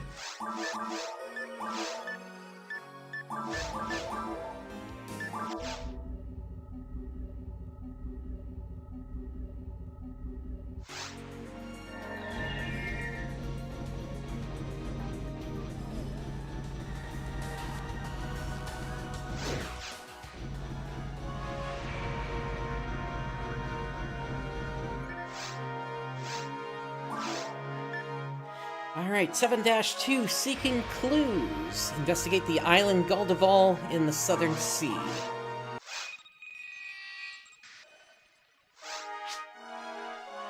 Thank you for coming, Ranger Bright. After analyzing the data you brought back last time, we've decided to do another investigation. Please get the details of the mission from your operator. Thank you. Thanks for coming, Bright. Before restarting this investigation, let me tell you the results of the data analysis from the samples you brought back last time.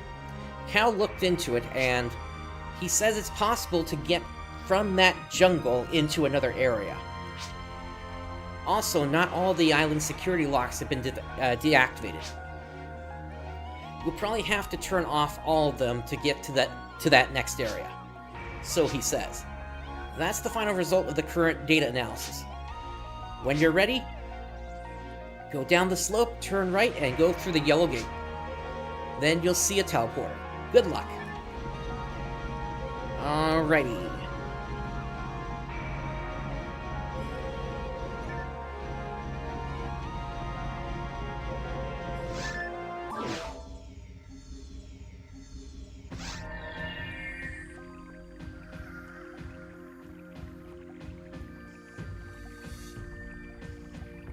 Yeah, Brooks, I agree on that. Yeah. Players were basically... The way they hyped up New Genesis was also done in such a way that it made it seem like your character was still the main character, because it was taking place across 1,000 years, and they basically said... you can use the same character across both games. So I think that also didn't help with the situation. Since the character had so much importance in PSO2, that players were expecting the same level of importance in New Genesis as well. So a lot of it just simply comes down to Sega not level setting with its player base correctly. Like, if we go to, if I were to relate this to another game I played recently, Final Fantasy XIV Dawn Trail, at least in that game, I knew what the story was, and it was basically, my character was playing a guardian to the Wook Lamut character, and the difference there is I was told that ahead of time, so I had no problem with that portion of things, largely because... You know, the role of an adventurer is not necessarily to save the universe, but rather to be in the right place at the right time to render assistance. And that's effectively what I did in that case, and I related it more to kind of being similar to Yuna's adventure in Final Fantasy X. But with PSO2 New Genesis, it's like, I was so expecting to be the main character after what had happened in the past game. Like, what had happened to the arcs? Not to mention, yeah, there's so many other questions that now are effectively just going to remain unanswered. At least in... Maybe they'll get back to it in whatever's coming next, but... Yeah, It's like they completely discarded what happened in the past. Aside, at least now, we're starting to remember at least a couple of things, but it's like so too little too late at this point that, yeah, even though we at least know who Matoy is, if your character actually did play the original game from start to finish of episodes 1 to 6, it's like, what exactly are we going to do with that information? Like, is she still alive? Who's this group of arcs that apparently splintered off from Zepheto, and then, you know, that crazy guy that stole the truck at Christmas? And I know we had this out at somewhere fairly recently. I can't remember if it was in my Discord or another, but was that crazy guy that stole the truck at Christmas, are they considered to be one of that splinter group?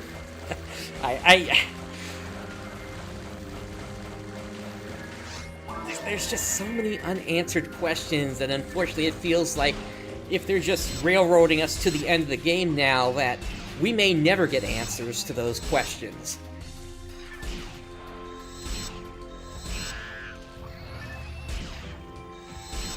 And I'm sorry I'm going on a tirade about this, but it's... I guess this is just something I've had to get off my chest for a while now.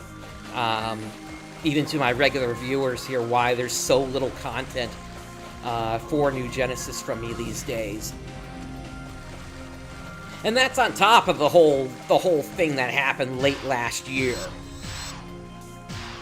which turned me away from the game in the first place in terms of everything except story.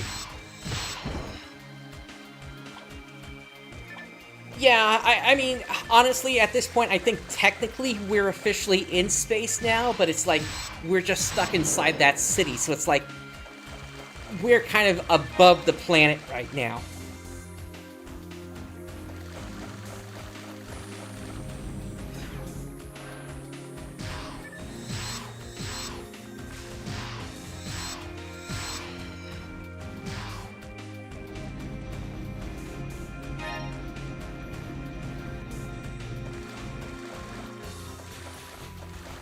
Alright, here we are again. So we will have those plant mini-bosses coming up again in just a moment here, probably.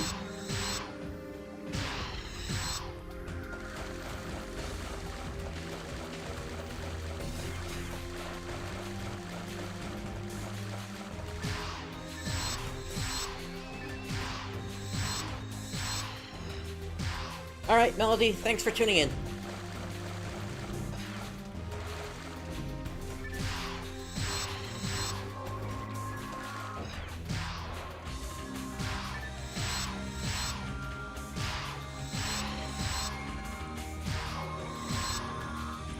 Yep, there they are. By the way, you don't want to be standing next to them. They kind of start ticking like they're gonna go off like a bomb, but that's not quite exactly what they are.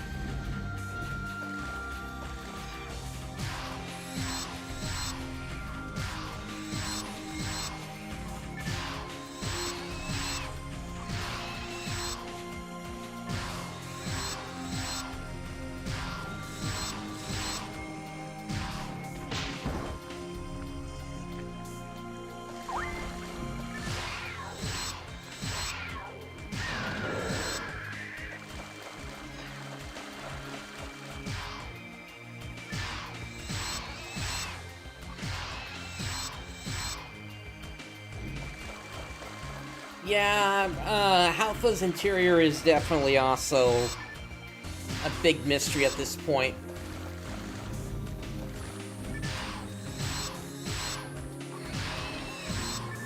Like, we really don't know what else was built down there.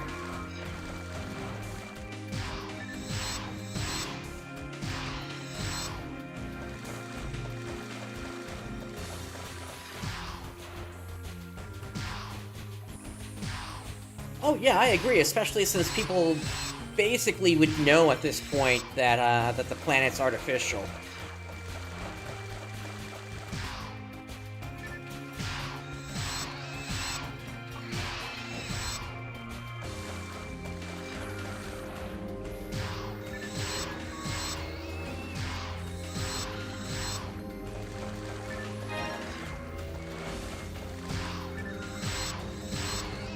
But again, it just seems like we're just being railroaded towards the end at this point, and who knows if we're going to actually learn anything more.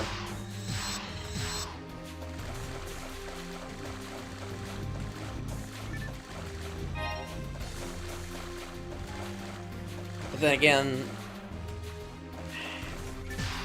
at this point, who knows if it's even worth learning more.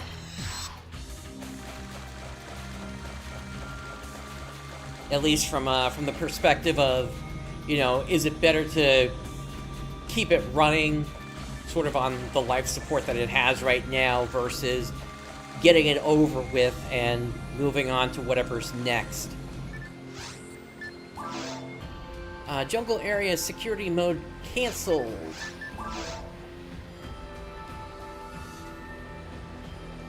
One item found. Yeah, totally. I agree with you there about there not being any dungeons. I mean, we got cocoons and towers, but at the same time, that's not really the same thing.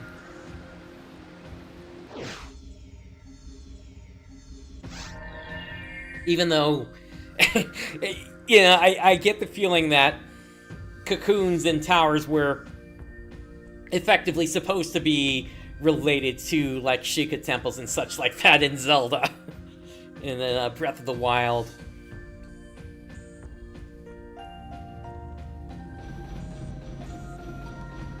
Alright, we are up in the mountains now. Security mode is active in the mountain area. And one item found, data log download complete. So we'll see what that has to say soon.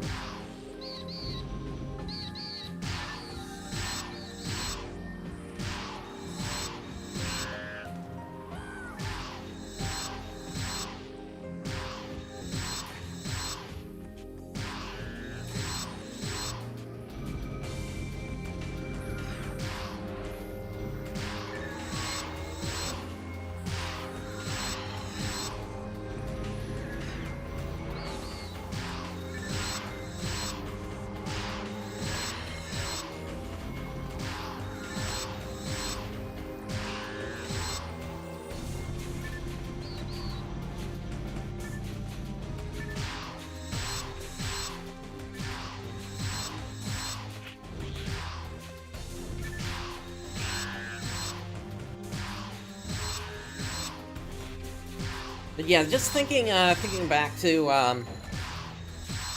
what we'll be seeing here in a moment, now that we're up in the mountains here, we're actually going to be seeing something, a location, which is not just only in this game, but also in Episode 3. Although it's not exactly in the same format as in that version, just because Episode 3 is grid-based. But effectively, one of the things that Sega did was they reused locations in order to cut down on some of the time that was used or needed to produce that game. But at the same time, it was kind of a smart thing to do that, just to bring players back to areas that were familiar to them, on top of new places like the Tower of Calum and such.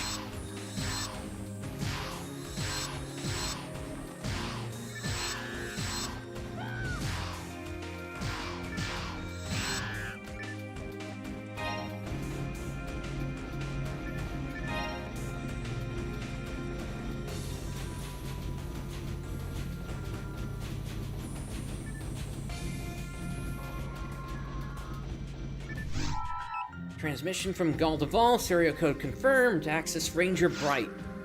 Yes, this is the lab. Okay, so now we have details on each of the areas, it appears. I'll explain what we've found so far about the creatures here. According to data from the facility, test code level beta, subject native creature. That's what they called it, I guess. Botanical mutant life form. Marilia, and Merilitas. Large numbers of these creatures have been found in Gol Da Val. Males and females of these creatures have been confirmed. The male carries a toxic substance inside its body.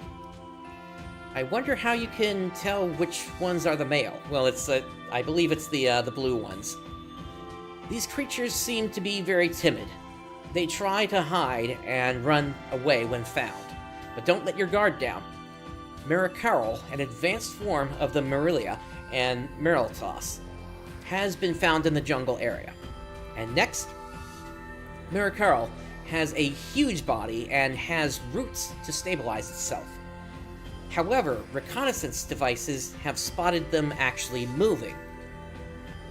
Like the two related creatures, it also contains a factor that can cause abnormal status within its body. Multiple species exist. Okay, mountain area. I will explain the creature data that has been uncovered so far. According to data from the facility, Test code level alpha subject native creature. Our reconnaissance devices have confirmed it as gibbon. They are known to travel in packs. When surrounded by them, running for your life is highly recommended. These have been found in all areas of Gal Da Val. However, pack leaders have only been found in the mountain area. The leaders are the same species as the gibbons, but we have named them gibbles. Gibbles are much larger in size and have superb jumping ability. They have destroyed reconnaissance devices placed way up in the sky. It has been speculated that these are very ferocious creatures, so please be careful.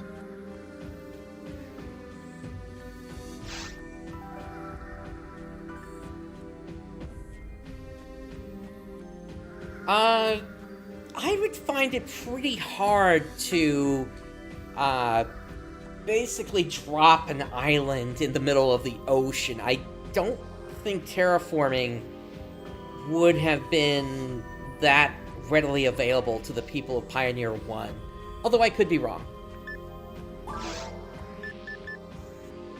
At the very least, we do know that the central control area is effectively a giant dam. So, I mean, it's possible they did some terraforming, but I have to believe at least a good portion of the island existed before they came here. Okay, so for the seaside area, mutated giant bee found in seaside area. We call it Gigui here at the lab. Gigui controls numerous small bees. They are called Gi. The relationship works just like the queen bee and soldier bees. Also, Gigui carries a powerful energy charge on its stinger.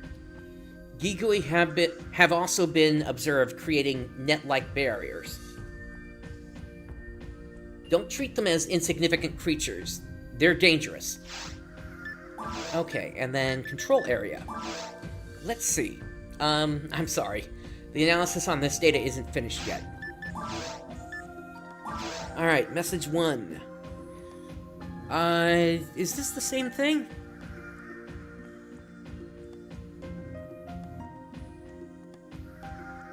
Okay, I think this is a different message, so... Or no, they're talking about it again here. Okay, so then message log 2 is the new one. The first time I encountered it, that was when we were well into the excavation process of the ancient spaceship. We were researching the remains of an ancient civilization on Regol to find technology that could help advance our science. That was our mission. At least, I was led to believe that was our mission. While terraforming and construction of the central dome proceeded on the surface, the excavation project continued in secret. No one could have imagined the huge project going on right under them. After long hours of hard labor, the excavation team finally made it into the interior of the ancient spaceship. But the celebration ended shortly after. We encountered it. Everyone on the excavation team died. No one has ever made it back from the ancient spaceship since then. We were able to confirm the existence of a hostile life form. With this knowledge, we created an attack plan to remove the creature. I will never forget. It crawled up from a vast abyss of darkness. It appeared to be mutating as it moved towards us. It looked like its body was cycling through the stages of life and death. The force under my command was completely demolished. I managed to escape, but I was badly injured. My wounds move, as if they were somehow alive. I'd almost believe that my wounds were consuming my body to take control.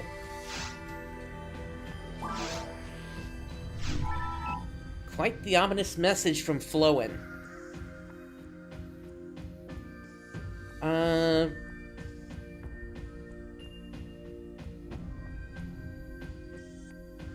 Okay, gotcha. You know what? That would mesh with what we saw.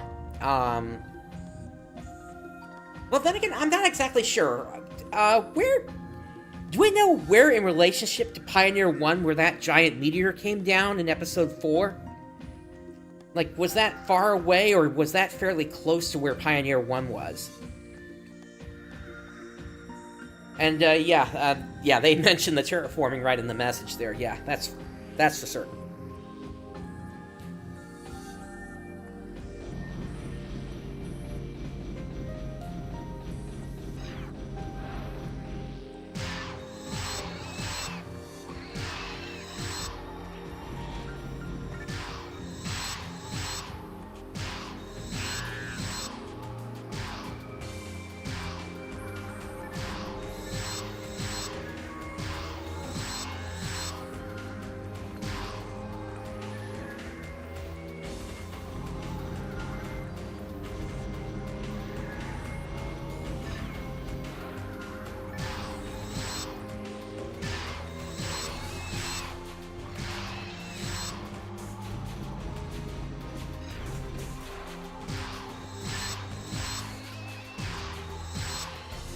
I guess that kind of makes sense, although at the same time, I kind of have to wonder, like things like the savage wolves, were they there in those deserts? Because that would seem kind of an unusual environment for them to be in.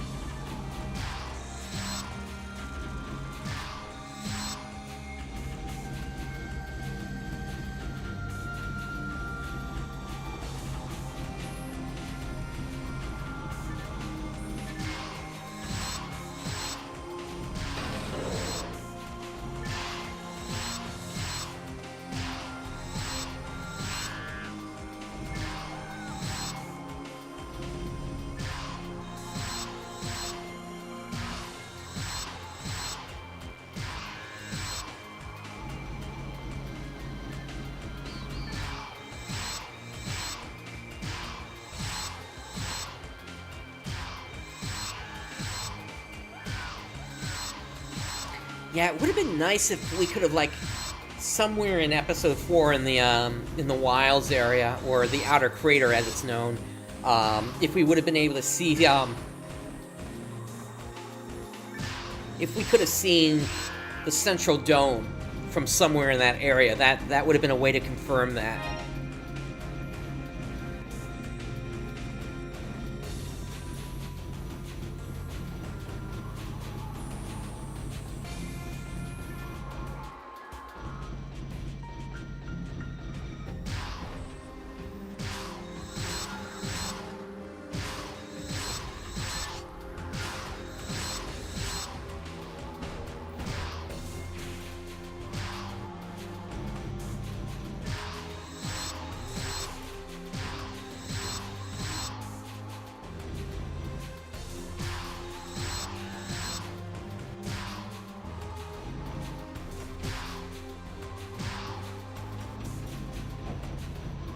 Gotcha. Okay, then yeah, that's a great confirmation of that then.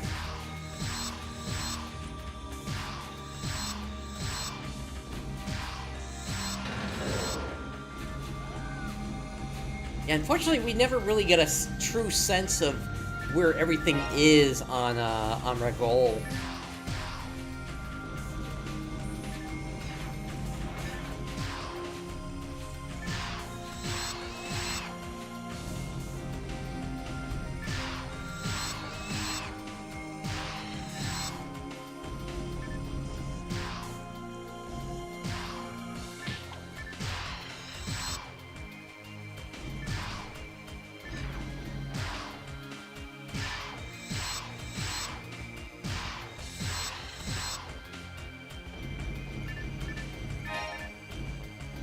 Gotcha. I'll have to pull that up again then. Book of Hunters was the one that had both Episode 1 and 2 in it, right?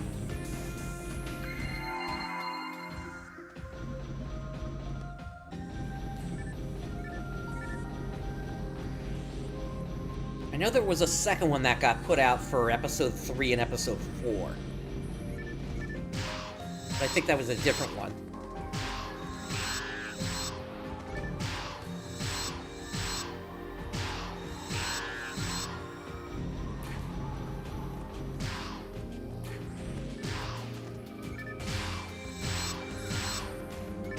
But I know there was also, it was episode 1 only. Okay, got it. I might be missing that one from my collection then. I know you've got also another one that kind of talks about the pre-Choral story. I think it was called Phobos or something like that. The one with the cast that went crazy. But that wasn't really that really wasn't like a materials book. That was more of a story extension.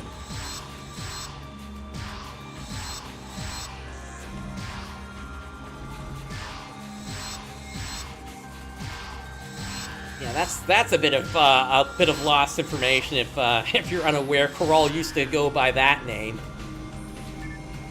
back during the episode 1 days.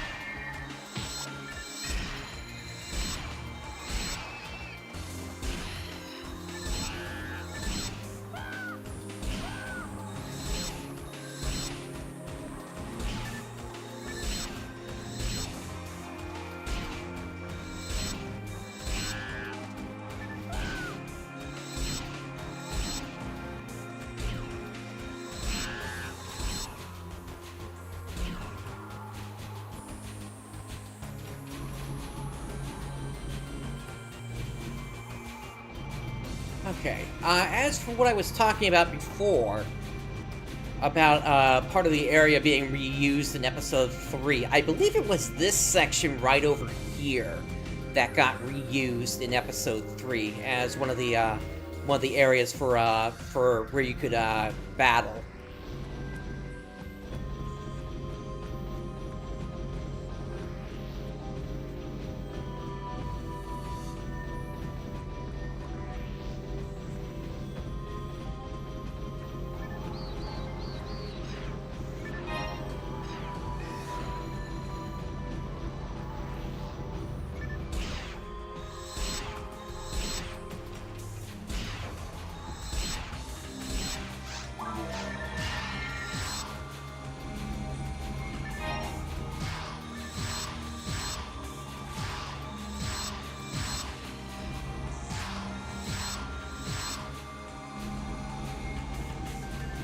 Yeah, I suspect that timeline got abandoned just because of how popular the game ended up being, to the point where they actually needed to consider an episode 2.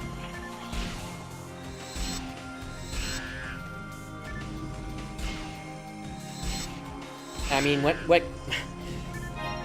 a game that provides free internet back in the day of dial-up in Japan? Yeah, I mean, that's gonna be a pretty popular game.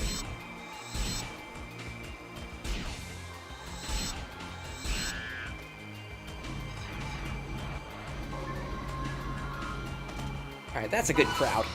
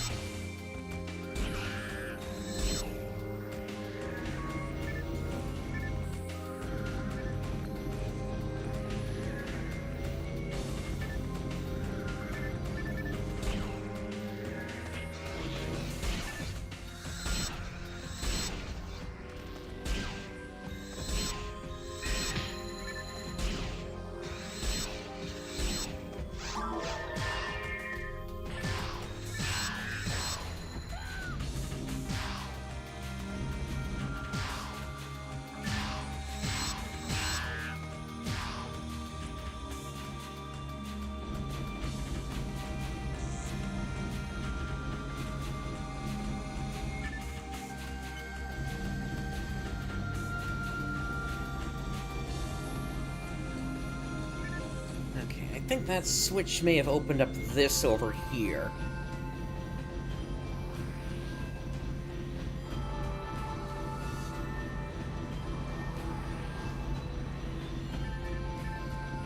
Yep, here we go.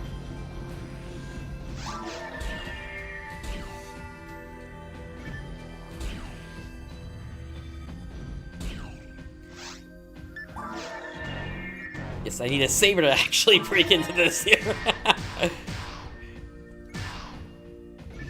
They packed this room a little tight.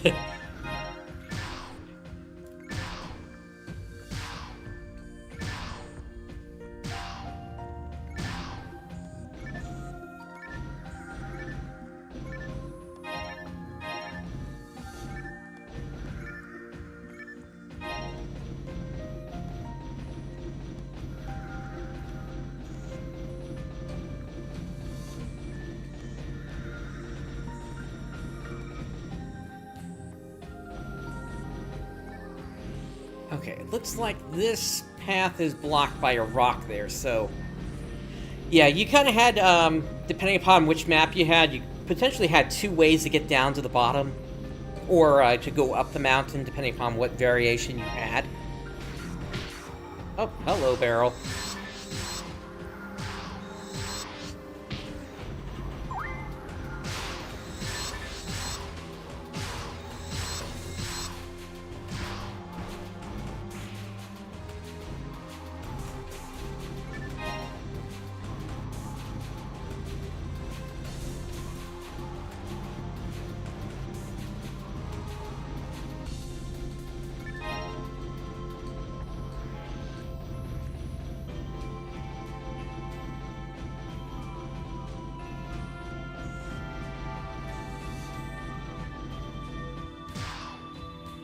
Let's see if it's even worth it for me to open this up here.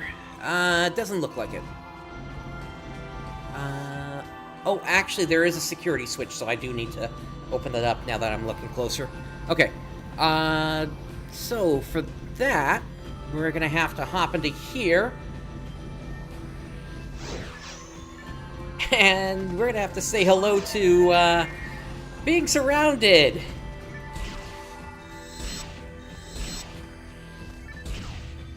Along with Gibbles!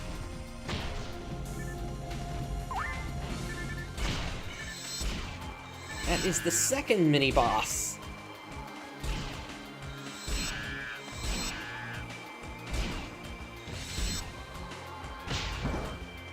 And yeah, they like to try to crush you.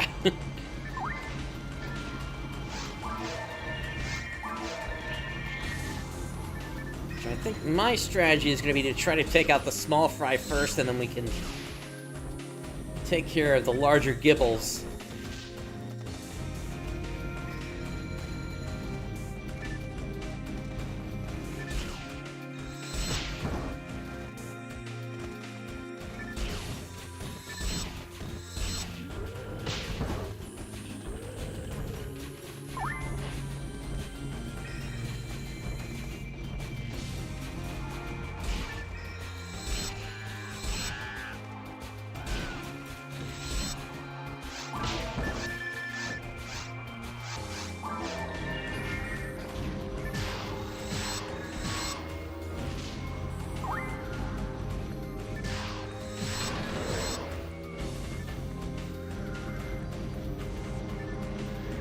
Okay, so looks like that's it.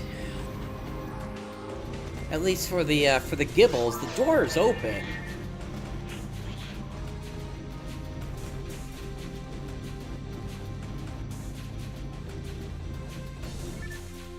All right, so we have a gate to open.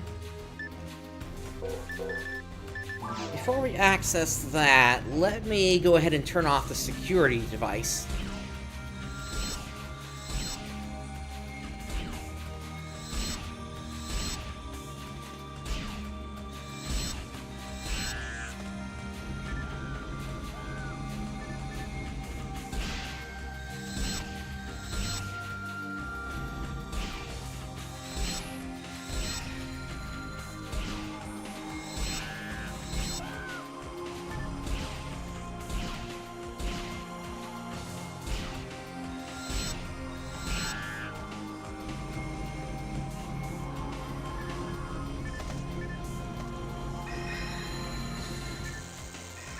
Oh, that's a shame. I'm in one of the traps again.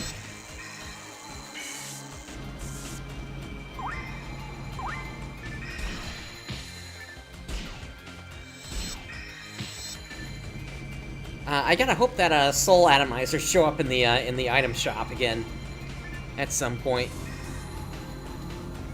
because I am starting to run a little bit low on them.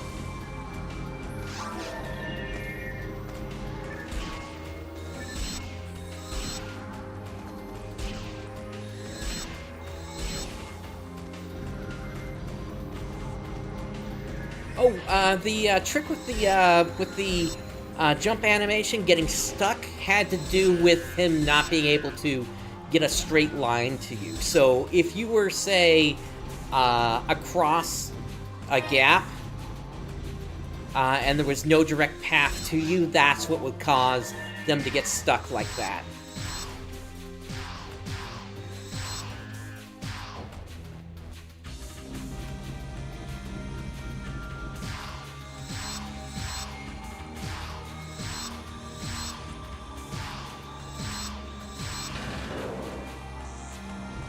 Okay, these rocks are open again now, so now I can get over to the security device. Technically, another option you had was to leave the area and then come back from the start.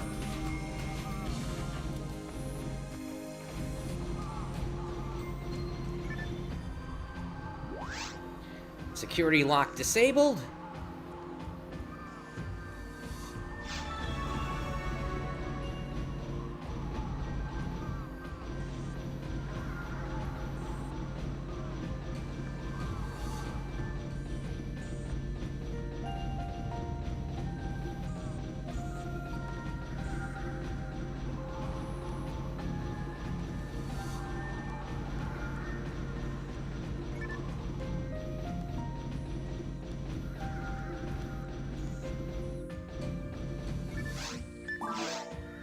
Alright, mountain area security mode canceled.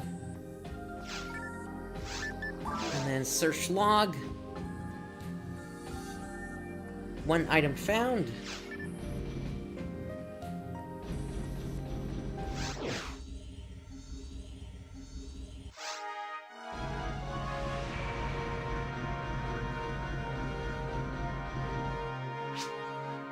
Glad to see that you made it back safe and sound.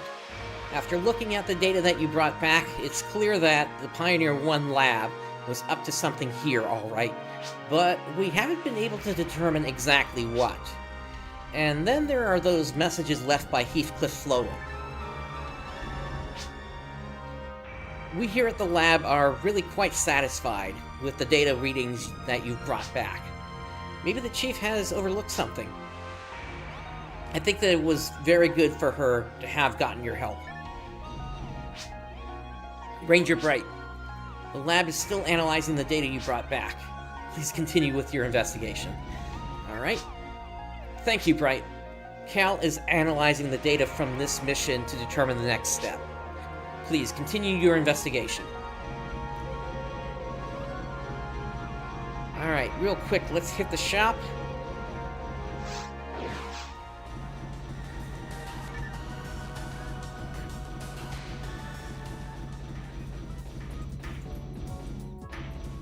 Actually, I think I got some, yep.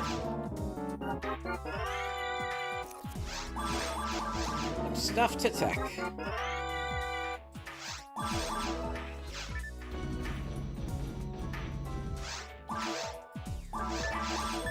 And let's restock.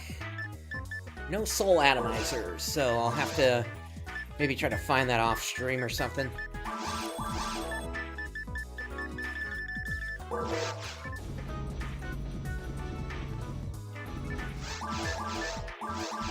these into the bank.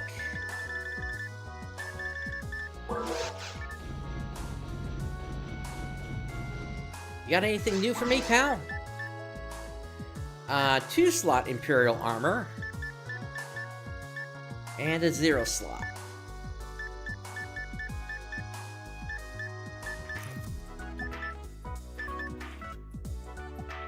Resist Evil could be useful.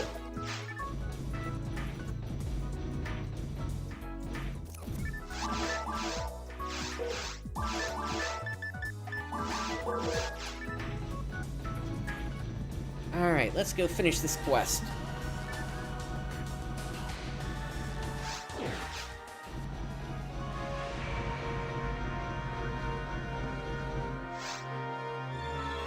Alright, you have completed the job. This is the reward. Alright. So, we finished up with the VR Spaceship area here today, as well as finally getting to Gol Da Val Island. Obviously, there's still a lot more to learn about this place. There is another facility on Gal Da Val Island, but we will get to that in due time here. But that is going to do it for me here today. Thank you for joining me today. This is PrinceBrightstar signing off. I'll catch you next time.